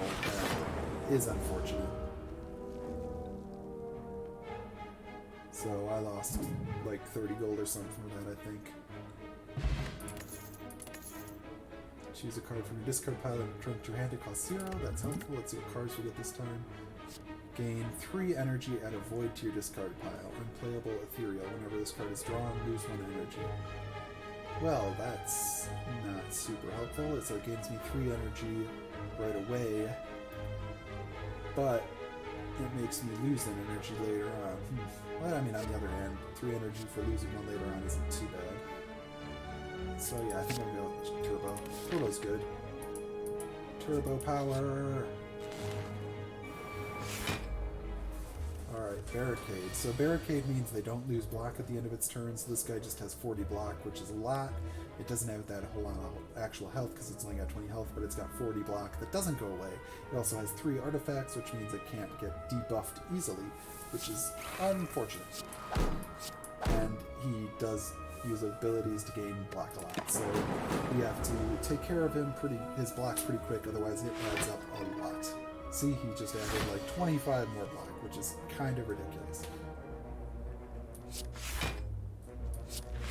Alright, there's no point playing Turbo because I just don't have enough stuff to do anything with it. So yeah, I just really need to draw more attack cards. Alright, Creative AI is good. Probably actually should have played Glacier, but... oops. That's fine. I don't need to worry about 20 damage. It's a lot. Oh yeah, I had a buffer. Wait, does this... Alright, that's neat. It only did 10 damage. Nice, I'll take it.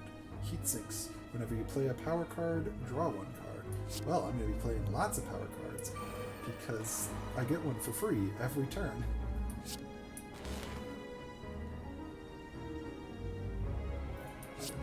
To defend, so I have a little bit less damage.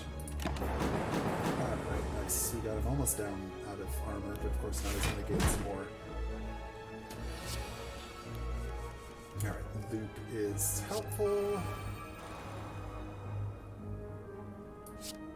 Defend. Defend. And, ooh, now might be a good time to Turbo. Let's Turbo. Hologram for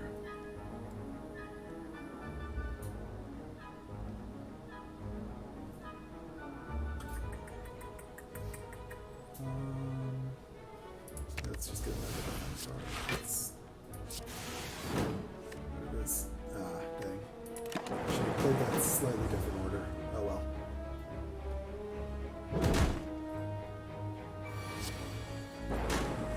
We drew Electrodynamics. Lightning now hits all enemies and channel 2 lightning.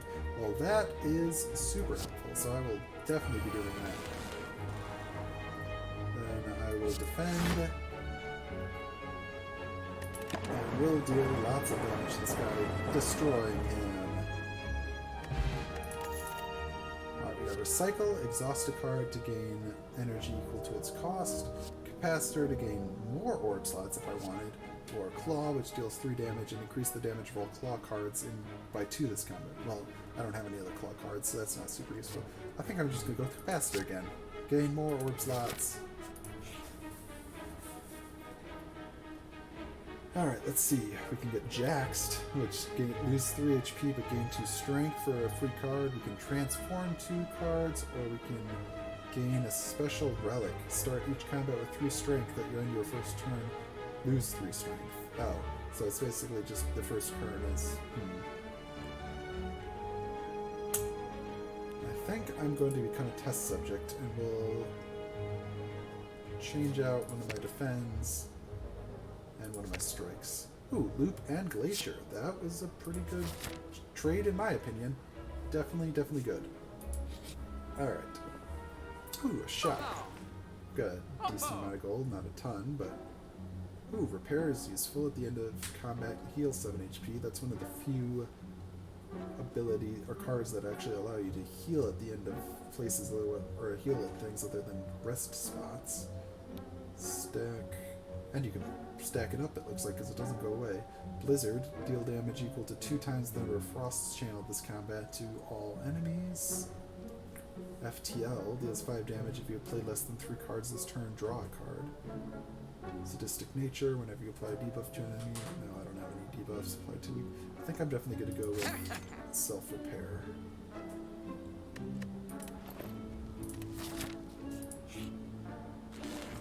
Ooh, enemy. Alright, Snake Plant. Ooh. Alright. Oof, he's going to deal a lot of damage, and I do not really have a good way to stop him. Alright, well, let's defend, zap, self-repair, and loop. Loop's good. Deal some more damage to this guy every turn. Oh yeah, I forgot this guy, upon... So this guy's got Malleable, which means upon receiving attack damage, it gains some blocking and stuff. It's kind of weird. Alright, so we'll go with Defragment is good. And Capacitor. And I don't think I want to evoke this twice. I think overall it's going to get more if I just let it sit around right now. Alright, so he's weakened and frailed me, which is not super helpful, because I'll be doing less damage and stuff. Alright, so he's going to oof. Alright, so we'll want this. And I think we're going to have to turbo so that I can play some defensive cards. Alright, let's see. Yeah, I think I'm just going to have to pile up the defense right now, so that I take a little bit less damage from this guy. He's still going to do like 10, but at least it's not 20. Static Discharge, Glacier. Alright, I definitely need Glacier here. Static Discharge would be helpful, because I don't really have any other way of blocking stuff, and that's something. Or I could do 16 damage. 16 damage is pretty good for that.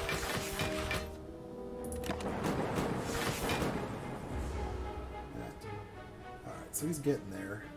Still doing a lot, but we're getting there.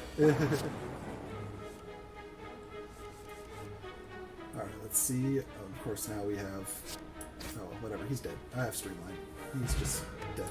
Essence of Darkness.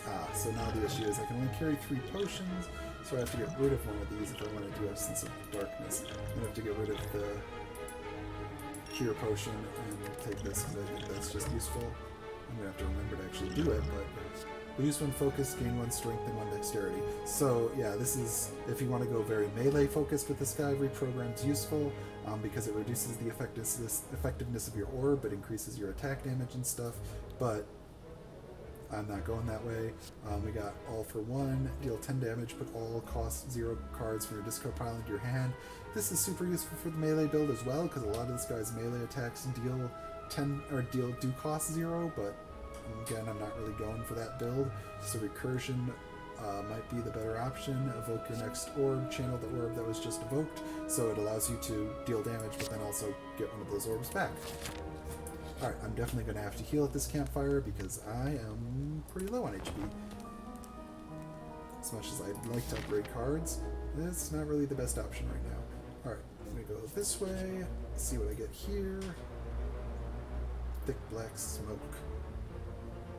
Receive 5 aberrations. Ethereal. Gain 1 intangible exhaust. That is very helpful, but would also lose 38 max HP. Oof, that would knock me down to pretty darn low. I do not think that is worth it. Especially if I'm gonna... Although maybe the intangible would have really helped against the elite enemy, but whatever. Alright, so this is gonna be real big... Yeah, bunch of enemies. Alright, so I do want to probably play the self-repair. Loot. There's... Boy, this is gonna take... Alright, well this was a bad turn. I didn't draw like any defensive cards, and all these guys are attacking. That is not ideal. Not ideal at all. So I am going to take a lot of damage.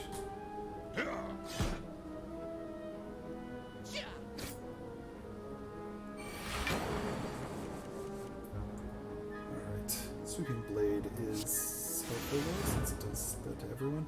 Alright, so since I already have 14, I still want to play defense cards though, because they're going to do 27. So let's go with Glacier. Glacier's pretty good there. And oh yeah, that's all done. Alright, there it goes. Now I should take as much damage, which is helpful. Wounds. Wounds are not great. Alright, let's see. Defragment is helpful. Let's see what we got here. Dual cast, zap.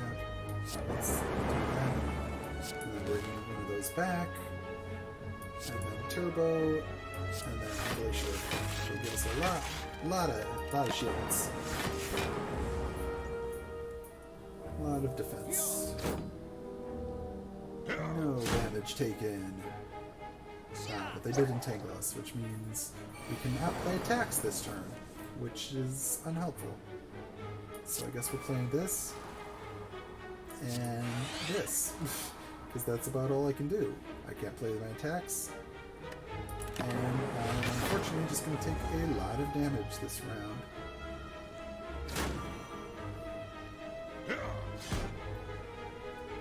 Oof. What do I got here? There's got to be...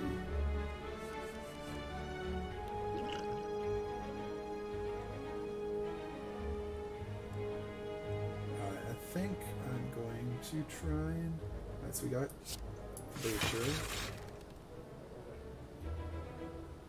Let's see, I'm probably gonna...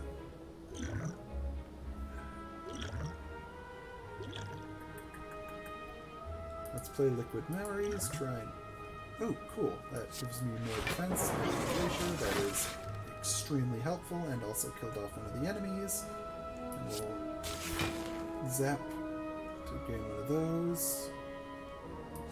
Do the heat sink, which I probably should have done at the beginning of my turn, because I played a bunch of power cards that turn. But that was... Alright, so I'm gonna be able to get through this combat. But we're getting real low on HP, which is not good at all.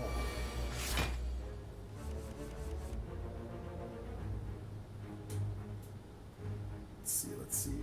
How much HP? Oh, 3. Well, let's get rid of him. Get some more orb slots out. Go turbo. Get some more defensive stuff out. And gain so much shielding. Alright. Oh, loop again. Alright, not that I need that. Let's just do this. Oh! Death to the from lightning. Alright. Question card. What's question card do? Future card rewards have 1 additional card to choose from. Well, that's useful. And then we have 4 options instead of 3. Channel and Frost gain 2 cards, or draw 2 cards. Steam Barrier, gain 6 block, decrease the cards blocked by 1 this combat. Okay, so it gets weaker over time. And Recursion. I think I'm going to go cool-headed. Let's see, treasure chest or treasure chest? What the choice to make? Let's see, if we go this, it doesn't matter, but we get that, and then we can cross over there, we can go to that, and cross over there. But we definitely want to stop at one of the fires, and I don't think I have anywhere near enough HP to fight this thing, so I think it's probably better just to go this way. Molten Egg. Whenever you add an attack card to your deck, upgrade it. Oh, nice. So all attack cards get upgraded from now on. That is very helpful. Alright, so we can notice a wall covered in glyphs of the ancients. As you try to wrap your head around the symbols and glyphs mean, the uniting. So we can either remove a card from our deck or upgrade all strikes and defends. I don't think I have a lot of strikes and defends left. There's only like 1 strike and 3 defends. So that is not the most helpful. I guess that also explains why I have not been drawing as much attack cards. That is kind of my own call. Well, I'm going to upgrade them anyways. And then we can go this way. Hopefully its combat won't be... Oh, Centurions are a pain in the butt, especially with the Mystic backing up. Mystics can heal them, and Centurions gain a lot of armor. So we have to be very careful with how we do this.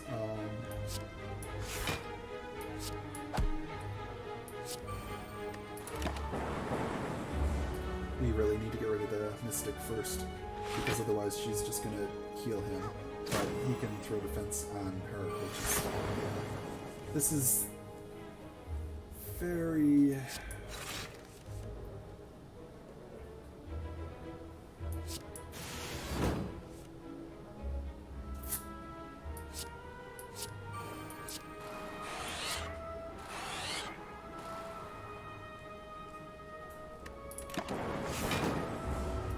It's a very tricky combat scenario because we just played out a really defensive person and a healer who also deals damage. And this guy can obviously also deal damage. Let's see. Oh, this is going to be real rough. That was literally useless. I mean, I guess the lightning did a little damage. I should have hit him. I should have hit him. And yeah, she's just going to heal them both. This is rough.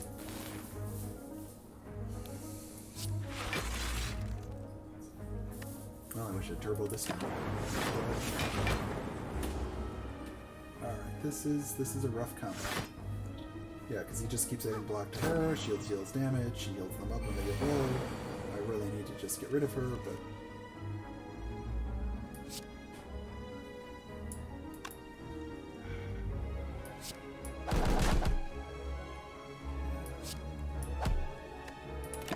That's the best I can do. I'm still going to take some damage. But, yeah. And then she heals them both. Alright, that is not helpful. Not helpful at all. Alright, let's see. What do we got? What do we got up here? Channel 1 darkness for each orb slot.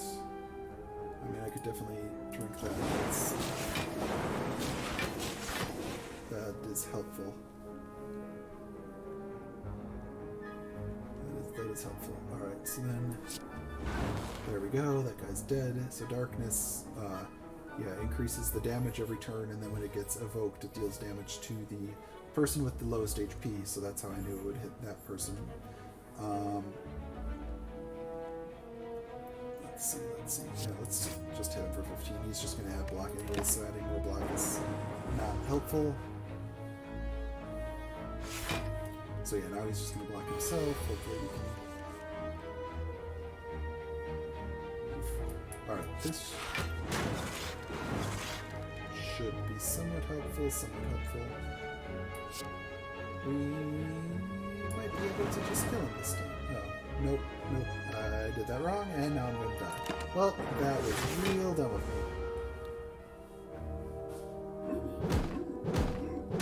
me. Oof. Not dead, but so close. Alright, that was not a... Alright, well I killed him and took so much damage. Let's see. Doom and Gloom deal 14 damage to all enemies and channel a dark. That's pretty good. Or Ball Lightning deal 10 damage and channel and lightning. Well, this deals 14 damage to everyone in channel a dark, so that's just pretty darn great. Yeah, I'm definitely going to have to heal this time. There is no option other than that.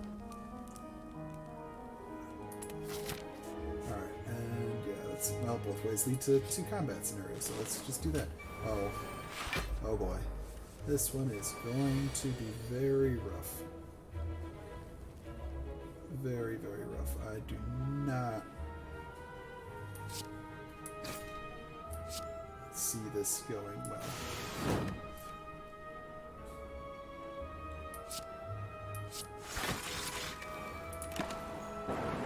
Well, hopefully I'll be able to take out this guy, and then this guy wouldn't be too bad, but yeah, this guy's adding a lot of days, which aren't good, and this guy's just going to buff up his thing. I want to get rid of this guy, because this guy deals a lot more damage over in general than this guy does.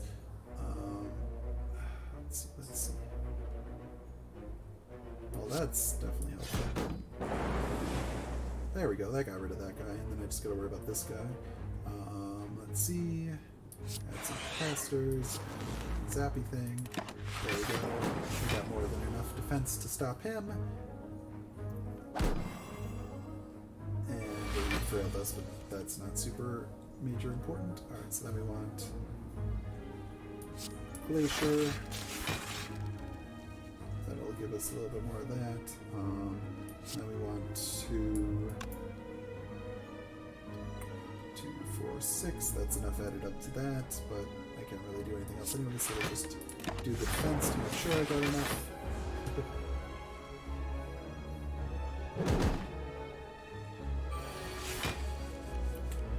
Alright, let's see. He's going to do 10 damage, so I'll do defend, and capacitor, strike. Yeah, slowly get rid of this guy's armor, because boy does he have a lot of it, and he just gets more every time. However, self-repair is super useful to do, because then we get a little bit more health back. Ooh, barrage, do we have anything that... Barrage, boom. Alright, we got through his armor. Nice. Oh, but now he's going to deal some damage. Well, I should have paid a little more attention. Oh well. Oh yeah, I forgot. The first time I deal take damage every turn, it doesn't even matter. Alright. Gain focus. And then recursion. That should give us enough. Yep, that'll give us enough armor to not take damage. And we'll get a bit of armor back, but we should be able to take care of that for sure.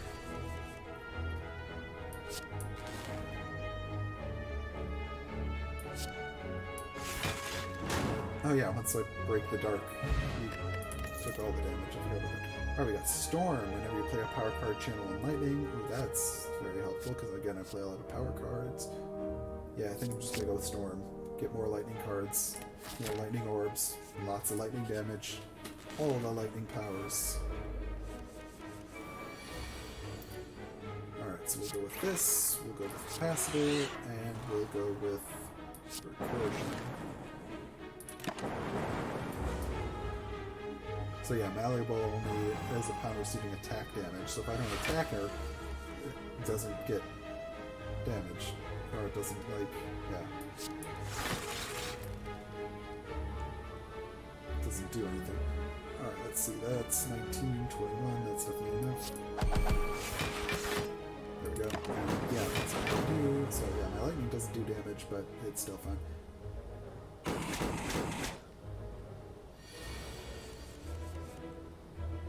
Alright, let's see. Let's see. Creative AI and defend.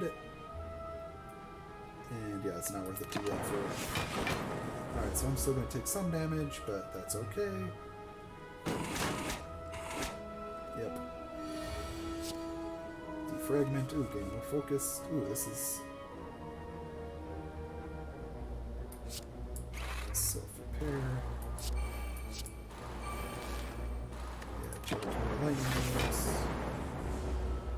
Make my lightning attack stronger.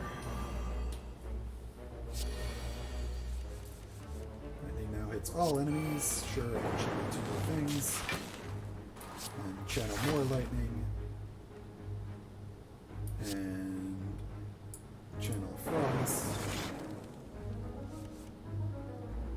And turbo. And do more channeling of things. And he's dead. Nice. A colorless potion. Chaos. Channel 2 random orbs. Nice. That's good. Deal 10 damage. Channel 1 lightning. Deal 9 damage and draw a card. Deal 9 damage, and I was gonna definitely go with Chaos Plus. That's just super helpful. Alright, I'm gonna have to rest again to get back up to closer to full HP because, yeah, this boss is gonna be rough. Ah, it's the throne guy. This is a guy that definitely summons more minions. Definitely does that. Alright.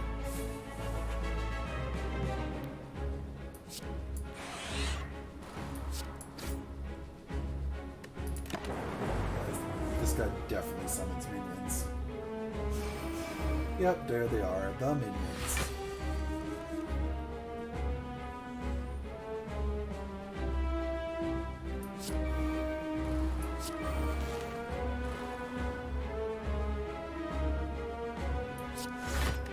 Alright, well, just gonna do the best I can here.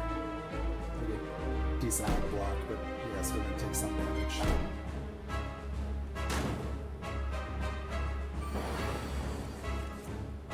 Alright, self-repair. If I have time to play that this turn, let's see, I just want to go ahead. Let's see what else I got here. Ooh, turbo would be probably helpful. Definitely need blocks. Blocks. Turbo is not going to be the most helpful here. I could play with Passer, but that's yeah, it is what it is. Yeah, I'm going to take a lot of damage from this guy. Oof. Alright, well, Zap's obviously free. Play that. Defragment to make it pretty stronger.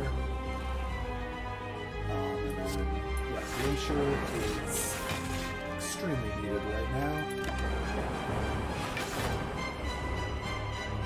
What's he gonna do now? Powerful negative effect on me.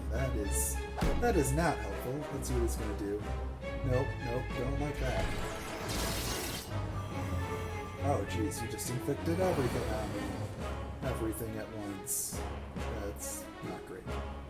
And I do not have a whole lot of defensive abilities this turn. Alright, let's defend. Do this. And let's just channel 2 random orbs. Ooh, nice, I got a plasma orb. That is helpful because it gives me energy at the end of every turn.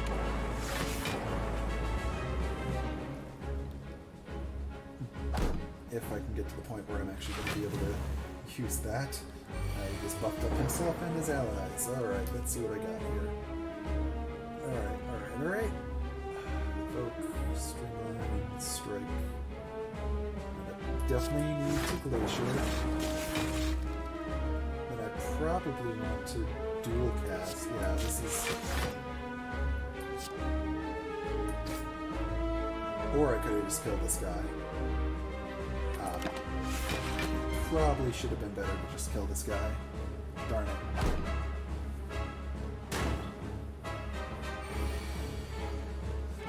Alright, well, I'm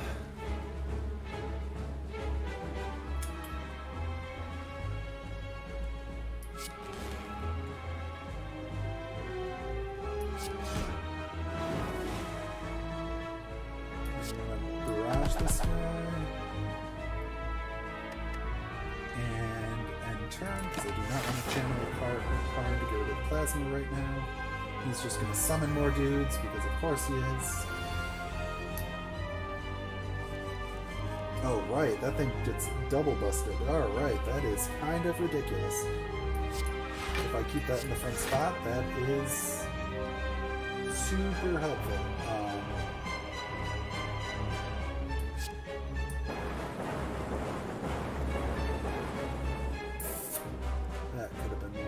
But it is what it is. Alright, I'm gonna take a lot of damage now.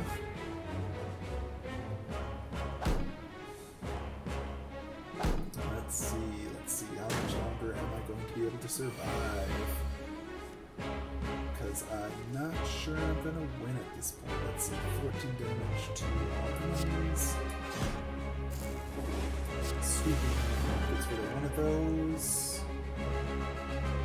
Let's see, defend, cool head.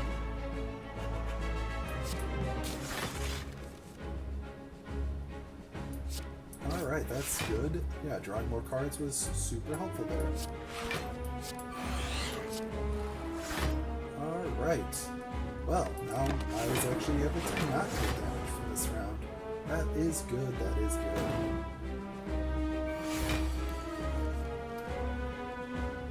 Alright, let's see what 2 random orbs I get. Let's do the Creative AI. Let's do the Zap. And I probably should have barraged, but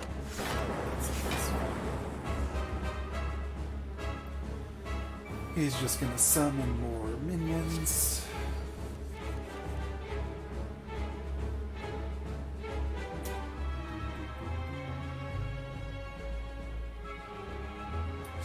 Let's not do that. Let's get rid of one of those. Do a defend. Do a recursion. Alright, we might be able to get through this guy after all if I have just enough orbs. As Real Ken Masters mentioned, believe in or trust in the heart of the orbs. Yes, that's how we win things. Just gotta trust in those orbs. Let's play some more cards.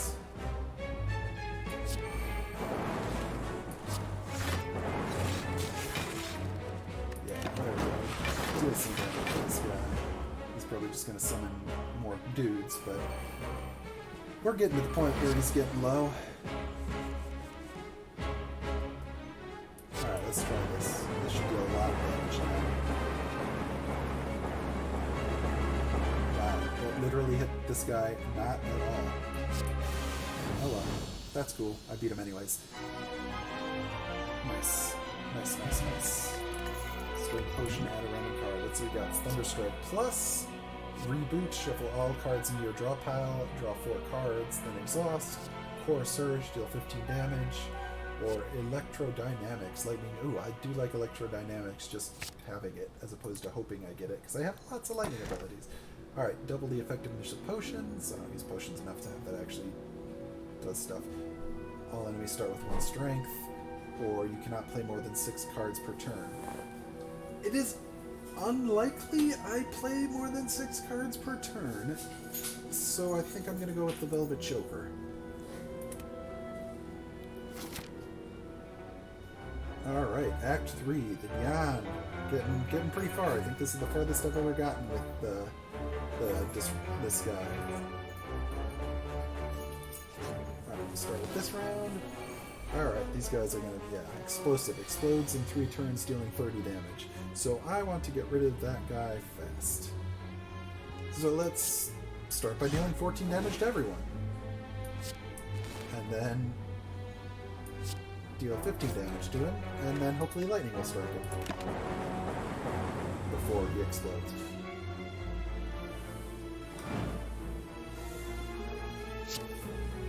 Dazed. Dazed are not fun, especially when they get put into your deck. Alright, let's see what we get here. Sweeping Strike. There we go. Just boom. Death. Creative AI. And then defend. Yay. Alright. Now we just got this guy left, and we'll just hit him with... I don't know. Lightning will strike him. We don't even need to worry about it, because we got so many lightning orbs. And I just got health back, which I didn't need, but it's super helpful. Alright. Reprogram. Plus, again, I'm not playing that kind of build for this guy, so not super helpful. Ooh, Barrage Plus is good, though. So we'll go with that. The event. Let's see what we got for the event this time. While walking and traversing through the chaos of the spire, your thoughts suddenly begin to feel very, very real. Imaginings of monsters and riches begin to manifest themselves into reality. The sensation is quickly fleeting. What do? I can fight a boss from Act 1 and obtain a rare relic, upgrade all my cards, but I can no longer heal, or gain 999 gold, but I'm cursed with 2 normalities, which is unplayable, and with all these cards in your hand, you cannot play more than 3 cards this turn. What? Well, I don't want to do this one because I definitely am going to need to heal. I have a lot of gold already, and I don't think I visit those enough. So I think I'm going to fight a boss from Act 1 to obtain a rare relic, and hopefully I will be able to defeat that because, I mean, I've got a lot of pretty strong cards now. Alright. So this guy, after receiving 30 damage, he turns into defensive mode. So we'll do that.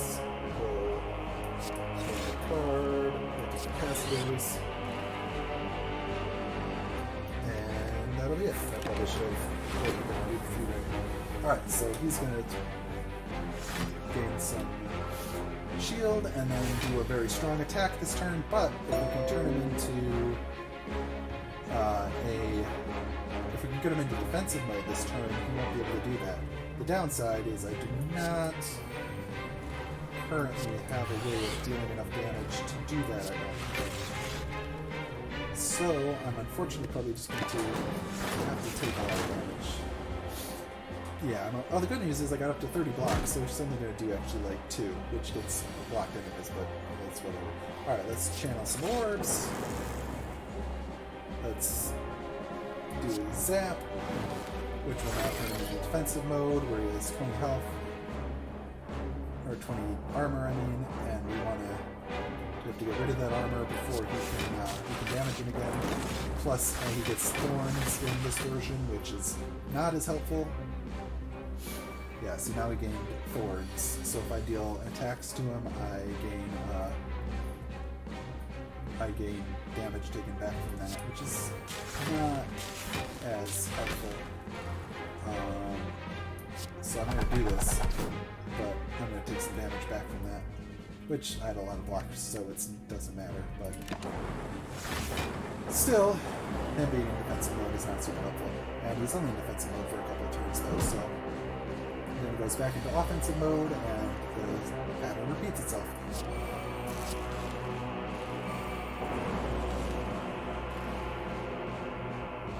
Let's see.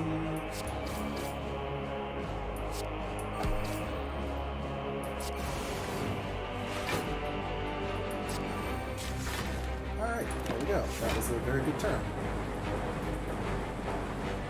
And even on that very good turn, I only played 6 cards. So I was still able to not have to worry about that. Alright, let's see what we got here. Biased Cognition, gain 4 focus. At the start of your turn, lose 1 focus. Well, that's helpful temporarily, but if we make the game, since this one, boss monsters tend to go on longer, that's not the best. Since then I would be possibly getting negative focus, which is not great. Alright, so let's see. Evoke my next orb twice. I should probably do some offense. To deal damage to him. Then we do lots of lightning stuff, gain some armor. He does nothing with his Whirling Strike because he has so much armor. And, ooh. Alright, now he's back to that. Alright. Fragment. Make our lightning deal even more damage, gain more lightning stuff. Scream on him. And yeah, we'll just do a lot more lightning damage to him and probably not even have to worry about. Yep, he's dead. Boom. Alright, we can now gain strength at rest sites up to 3 times. That's useful, I guess. Let's see what we got here. Gain 2 strength. I don't need a dexterity potion. Sweeping Beam Plus. Gain 13 block. Retain this card in your hand. So that means if I don't play it, I can keep it. That's useful. But I think I'm going to go with the Sweeping Beam. Deal 9 damage to all enemies. And we'll continue onwards. Ooh, a treasure chest. Nice. Maw Bank. Whenever you climb a floor, gain 12 gold. No longer works when you spend any gold at the shop. Well, I'm pretty sure this is the last floor, isn't it? Or is there one more? I don't remember. But I'm probably going to stop by the shop anyways, which means that's not super useful. But it is what it is. Alright, so this guy is going to Deal 15 damage. Oof. And I don't really have any good defense cards. I mean, I got defend, but...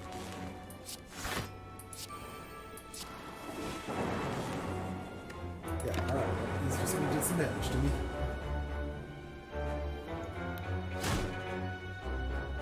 And he didn't actually deal damage anyways, because I forgot. Again, every time I forget about the fact that the first time I deal damage, I don't.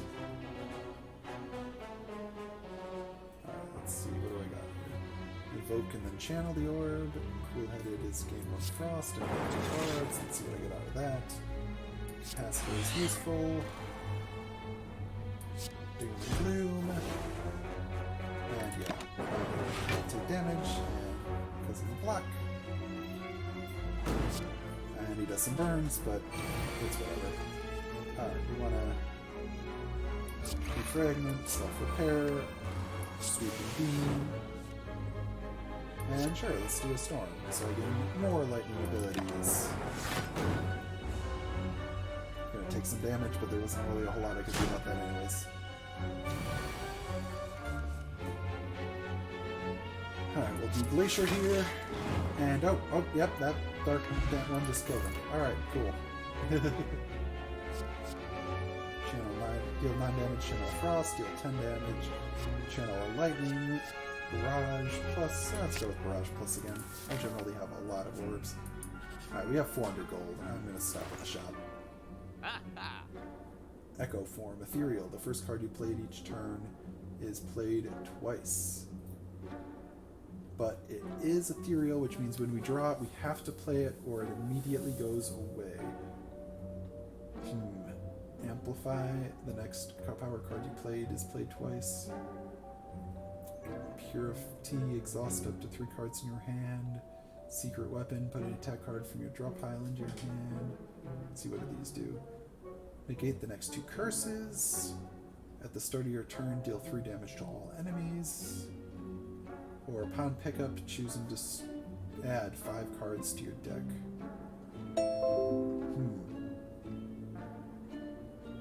Choose and add 5 cards to your deck. I think I'm going to go with the Echo Form, and maybe I'll try the other one too. Alright, let's see what we get here. Rebound, deal 12 damage, put the next card you play on the top of your pile. Hello World Plus. Innate, at the start of your turn, add a random common card to your hand. Let's just add more random cards to our hand. Costs 1 less for each power card played this combat. Oh, that's super helpful. Let's go with Hello World Plus. Heat Sink, whenever you play a power card, draw 2 cards. Ooh. Charge battery, gain 7 black next turn. Gain. Heat Sink's pretty useful because I got lots of power cards. Tear, deal 9 damage. Streamline, plus deal 20 damage, reduced by 1. Or Electrodynamics. I already have one of the Electrodynamics, so I don't actually. All that would do is channel 2 lightning. So I think we'll go through Streamline. Doom and Gloom Plus is pretty useful. Channel a Plasma. Channel a Plasma is super useful. Because Plasma is just energy every turn, so I'm going to go with that. Reinforce our body. Boot Sequence. Gain 10 cards. Leap. Gain 9. Or Bullseye. Let's go with Bullseye.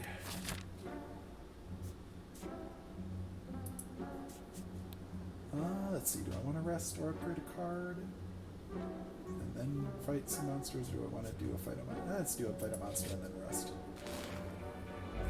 Alright, Nemesis. Luckily, thanks to... I forget what it is. The bell? The bell. Preserved Insect. That's what one is. He has a little bit less health. And we'll channel. Oh no! I drew Echo Form and then it burned. Dang it. That's what I get for drawing cards. Oh well.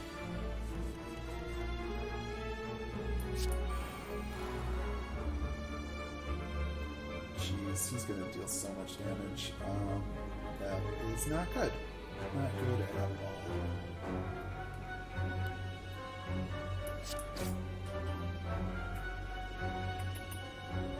What do I do?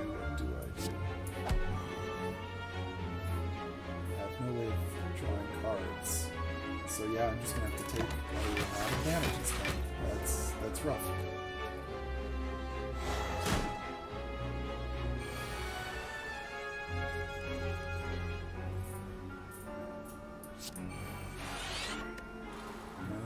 Nice.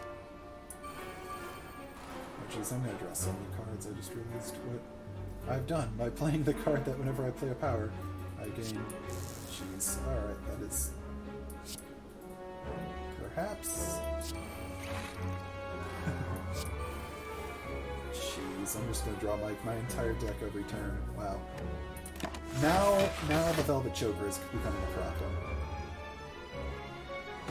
Because I'm gonna draw so many cards every turn.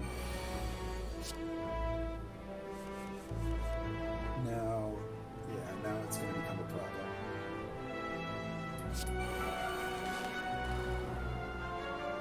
Well, that's okay. I'll just have to pay attention to what I am doing. Oh yeah, I forgot he's intangible this turn. Dang it. Well, that was not the best option then. Yeah, let's see what else I got. Recursion, Evoke, and then Hologram. Recursion. I guess I'll just put Recursion because I could use... well, I guess he's only doing 18. Well, more armor was not entirely necessary then. Oh, well, I'll have a lot of... Nice. Let's see what Void... Let's see what I got. Okay, I gotta pay attention to what I can do this round. I can only play 3 more cards, so I definitely want to play that.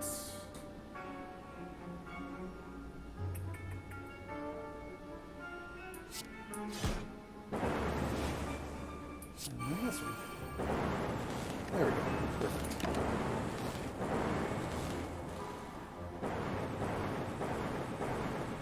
Nice. That went well. Yeah, lots of burns. He's intangible. That is not ideal.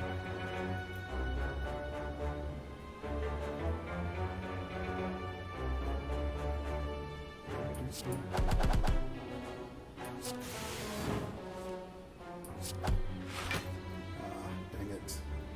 Oh, there we go. Even with his intangible, I was at the time this turn. That's good. Darkstone Parapet. Whenever you obtain a curse, increase your max HP by 6.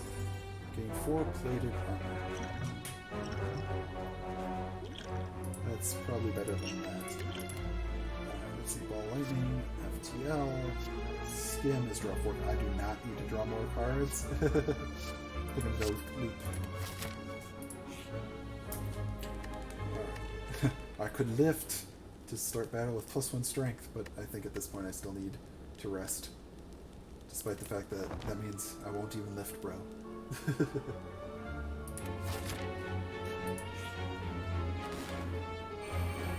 Lifelink. Oh, these guys are a pain in the butt. I have to kill them all on like the same turn or they come back.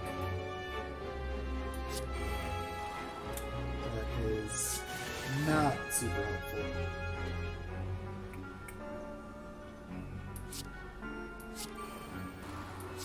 So I have to be very careful with how I kill these guys, which unfortunately makes my lightning passive less helpful.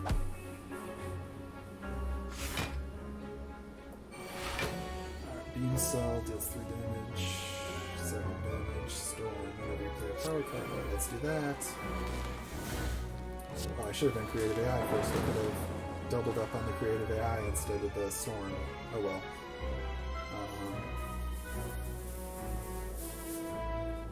So we gotta make sure all of these are kind of at the same health, which is difficult. And also, unfortunately, means I'm gonna take a lot of damage this turn. Which is not super duper helpful.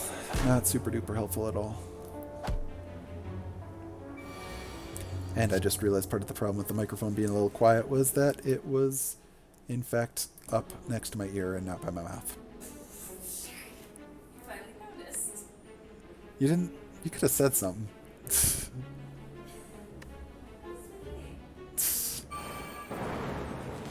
Alright, so now lightning hits everyone, which is super helpful. And everyone dies. Cool. Gain block equal to the number of cards in your discard pile plus 3. You'll also re-damage and blah, blah, blah, blah. Yep, there, that one was the best one. Alright, chest or chest or chest or chest. We'll go to this chest. We got a mango. Raises our max HP by 14. Nice. More HP is always helpful. Ooh, a shop. Let's see what we got at this shop. Let's look at these. Upon pickup, brew 5 random potions. That is not helpful, because I already am full up. Toxic egg. Whenever you add a skill into your deck, upgrade it. Ooh, that could be helpful. I don't know how many more cards I'm going to be adding to my deck, though. Start of each combat, draw 2 additional cards. Rebound, deal 12 damage. Ooh, that's a good one, especially if it's on sale. Yeah, let's do that.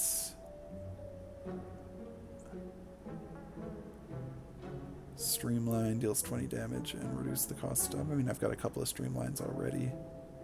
I do not need another heatsink, though. I could just draw some additional cards at the beginning, but I would draw so many cards as it is anyways. Maybe I can remove a card. No, I don't need to do that. Let's just... Let's go with Streamline. Streamline's a pretty good one.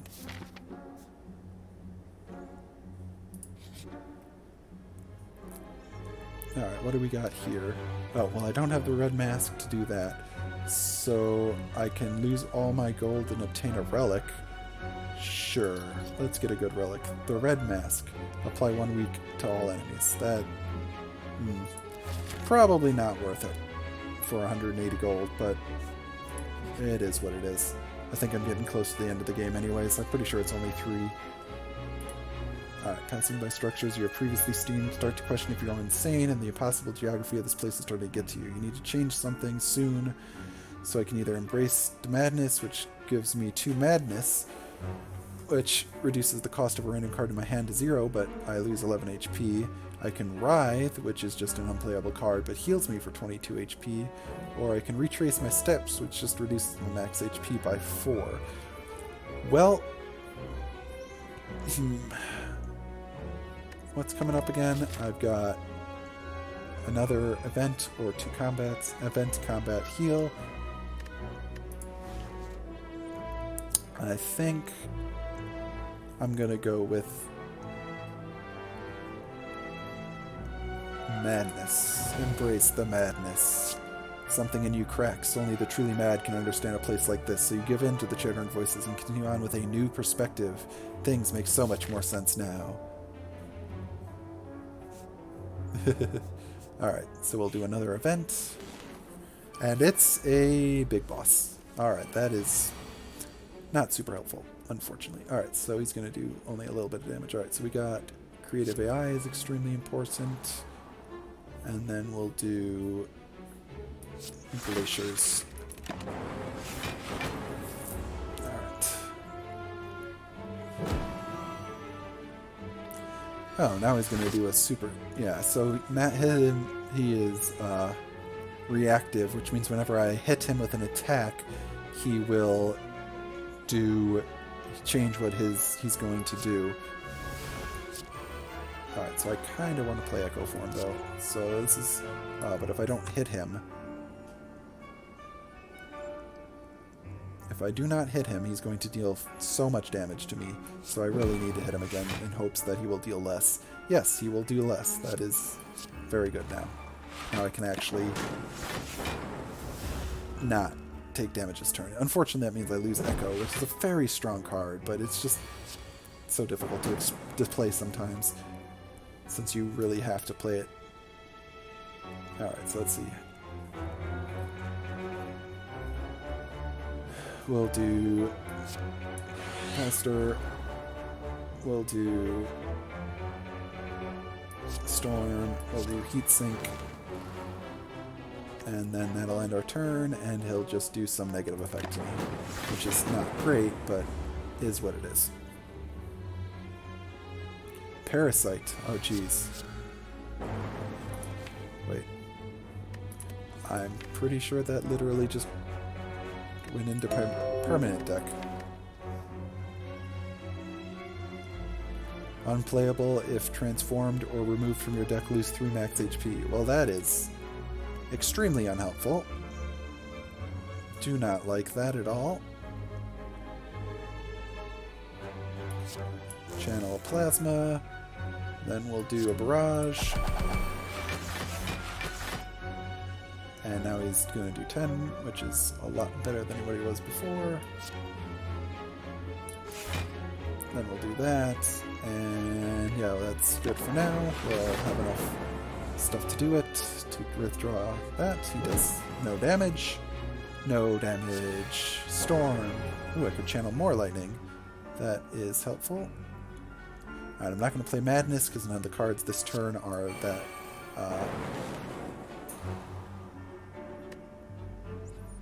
high cost. Let's see, channel a lightning.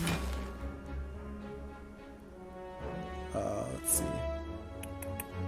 What do I got? What do I got? What do I got? Let's do a Barrage here, see if I can get him to deal less damage. 22, that's not really less, unfortunately. Alright, this is... And then I guess we'll just do that. Alright, this is going to hurt it.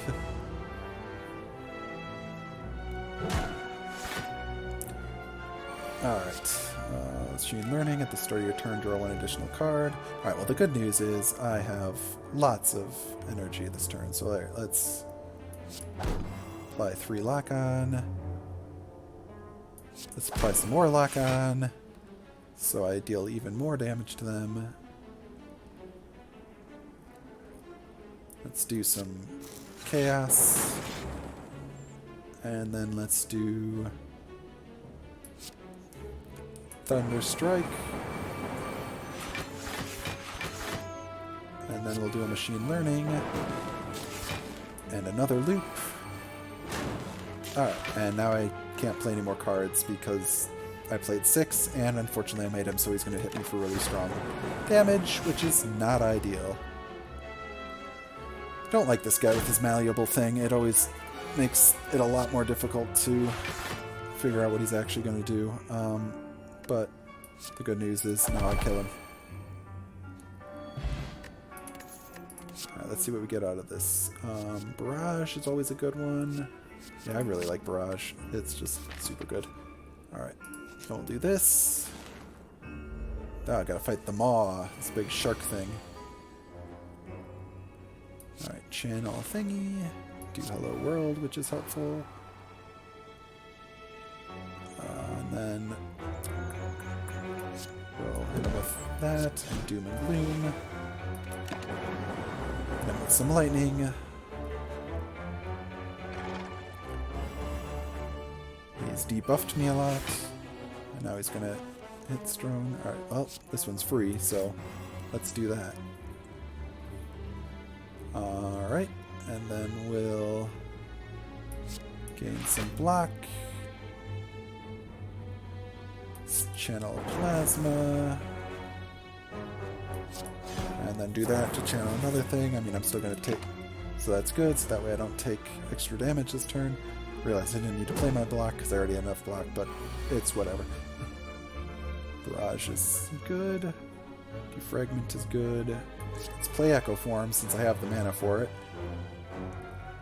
What's he gonna do? Intends to use a buff. Well, that's fine. Defragment. Heat Sink. And we'll just prepare for next round. Alright, so he's a little bit stronger, that's fine. Alright, we'll give you the Bullseye. We'll do Storm. We'll do Creative AI.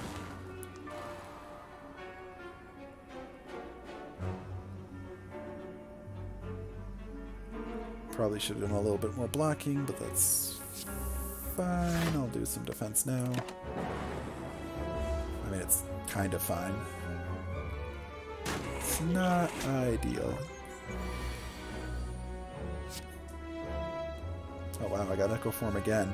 I could double up on Echo Form. Double Echo Form. Nice. That is great. Alright, we're going to...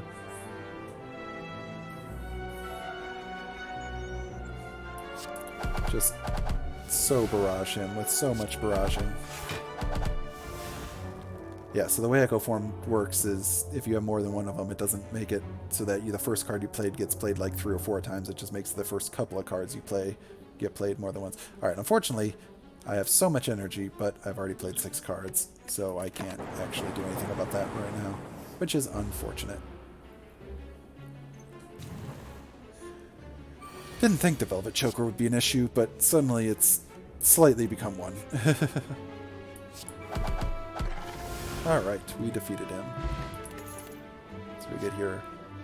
Genetic Algorithm. Gain 1 block, permanently increase this card's block by 3, and then exhaust. So it gets stronger the longer you use it, but I'm already on like one of the last round things, so I don't think that's really super useful. No. Channel 1 Darkness, trigger the passive of all darkness cards. I think I'm actually going to skip taking any of those cards. I'm not the biggest fan of any of them right now. Alright, so we're going to rest here, get back up to a decent amount of HP, and then we'll fight the clock. Time Warp. Whenever you play 12 cards, end your turn and gave 12 strength. Well, the good news is I can't play 12 cards anyways, so he will never be able to activate Time Warp. So that is a positive thing. Oh, you know what? Never mind. That is not a in one turn. It's just a whenever you play 12 cards total. So I have to pay attention to that.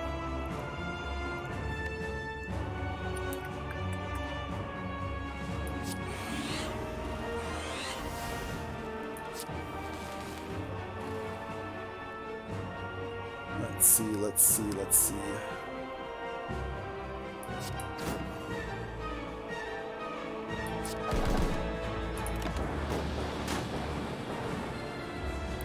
Alright, so next turn I can only play 4 cards, or 5 cards, and then he's going to immediately end my turn. Alright.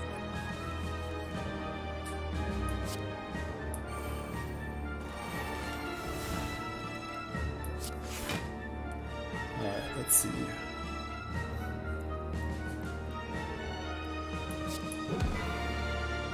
Alright, perfect. I timed that well. Bad news is I'm still going to take a lot of damage, but...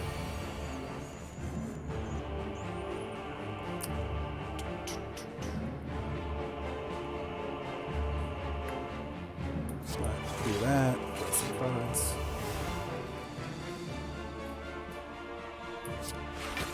Glacier up.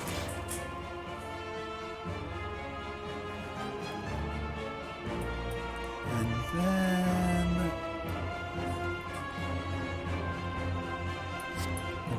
Diffusion. Alright, he's still going to do some damage, but...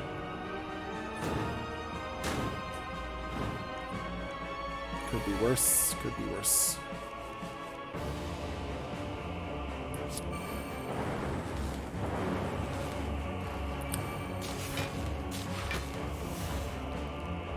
Alright, let's... definitely want to defend here. Sweeping beam. Bullseye. Let's go for the eyes. Oh, that probably wasn't the best. Now I can only play 2 cards next turn.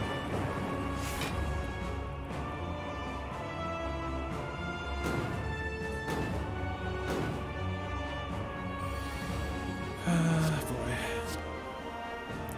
Well, buffer will be helpful because I'm definitely going to take damage this turn. Please tell me that only counts as... oh. Right, I can only play one card because it plays the first card I play twice. Oh well, the good news is I get blocked. The bad news is he's making it so I draw less cards. The good news is I get a bunch of cards at the beginning of my turn anyways.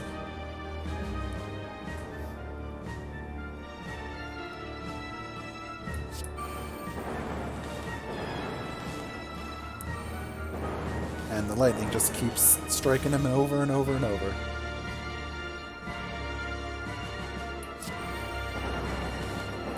So much lightning damage.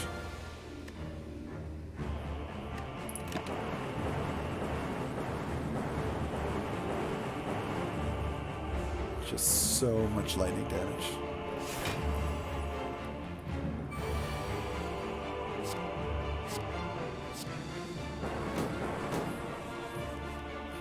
Alright. Hit him with a bullseye. Use the defragment to make ours lightning stuff even stronger.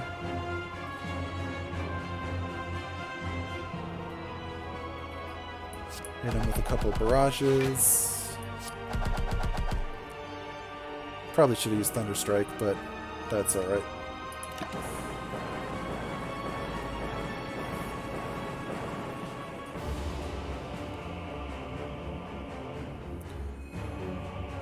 Alright, let's see.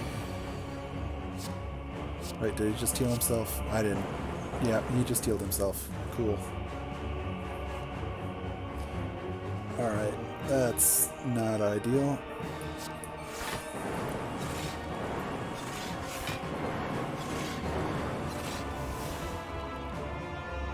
Alright, let's see.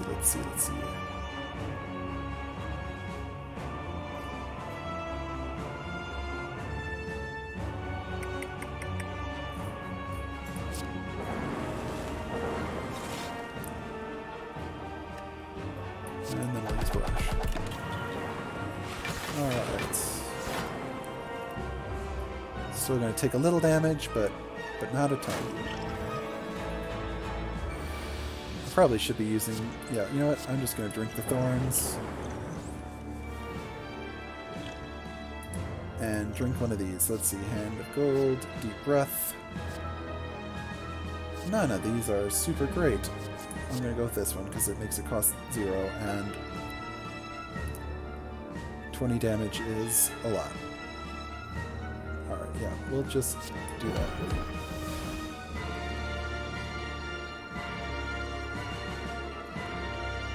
Alright, we'll do Loop Up again. Loop is useful.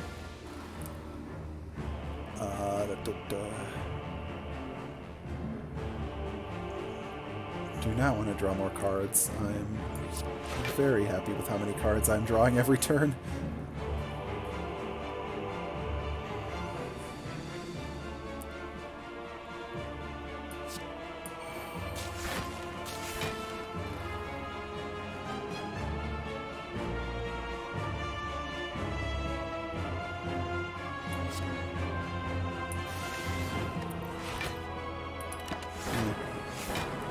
Alright. Yeah, knock him down to 26. He's not going to be able to stop me now.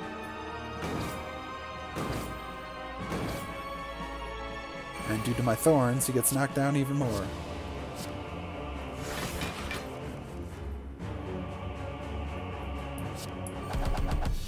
Yeah, take that.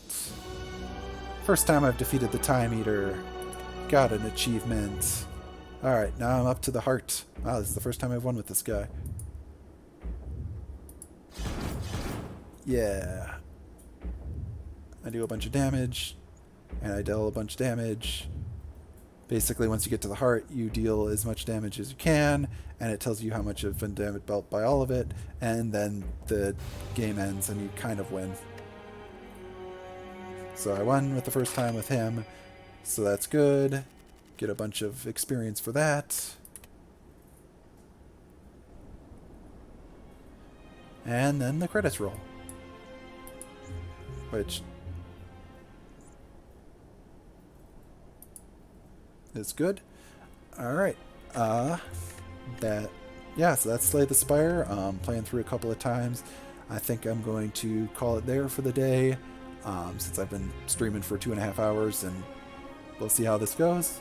So yeah, I hope you all enjoyed watching Slay the Spire. Thanks for watching, and yeah, I'll be sure to put out a post or something when I do this again, or if you're subscribed, you'll figure out, it'll tell you when it is. So yeah, thanks for watching, and tune in again next time.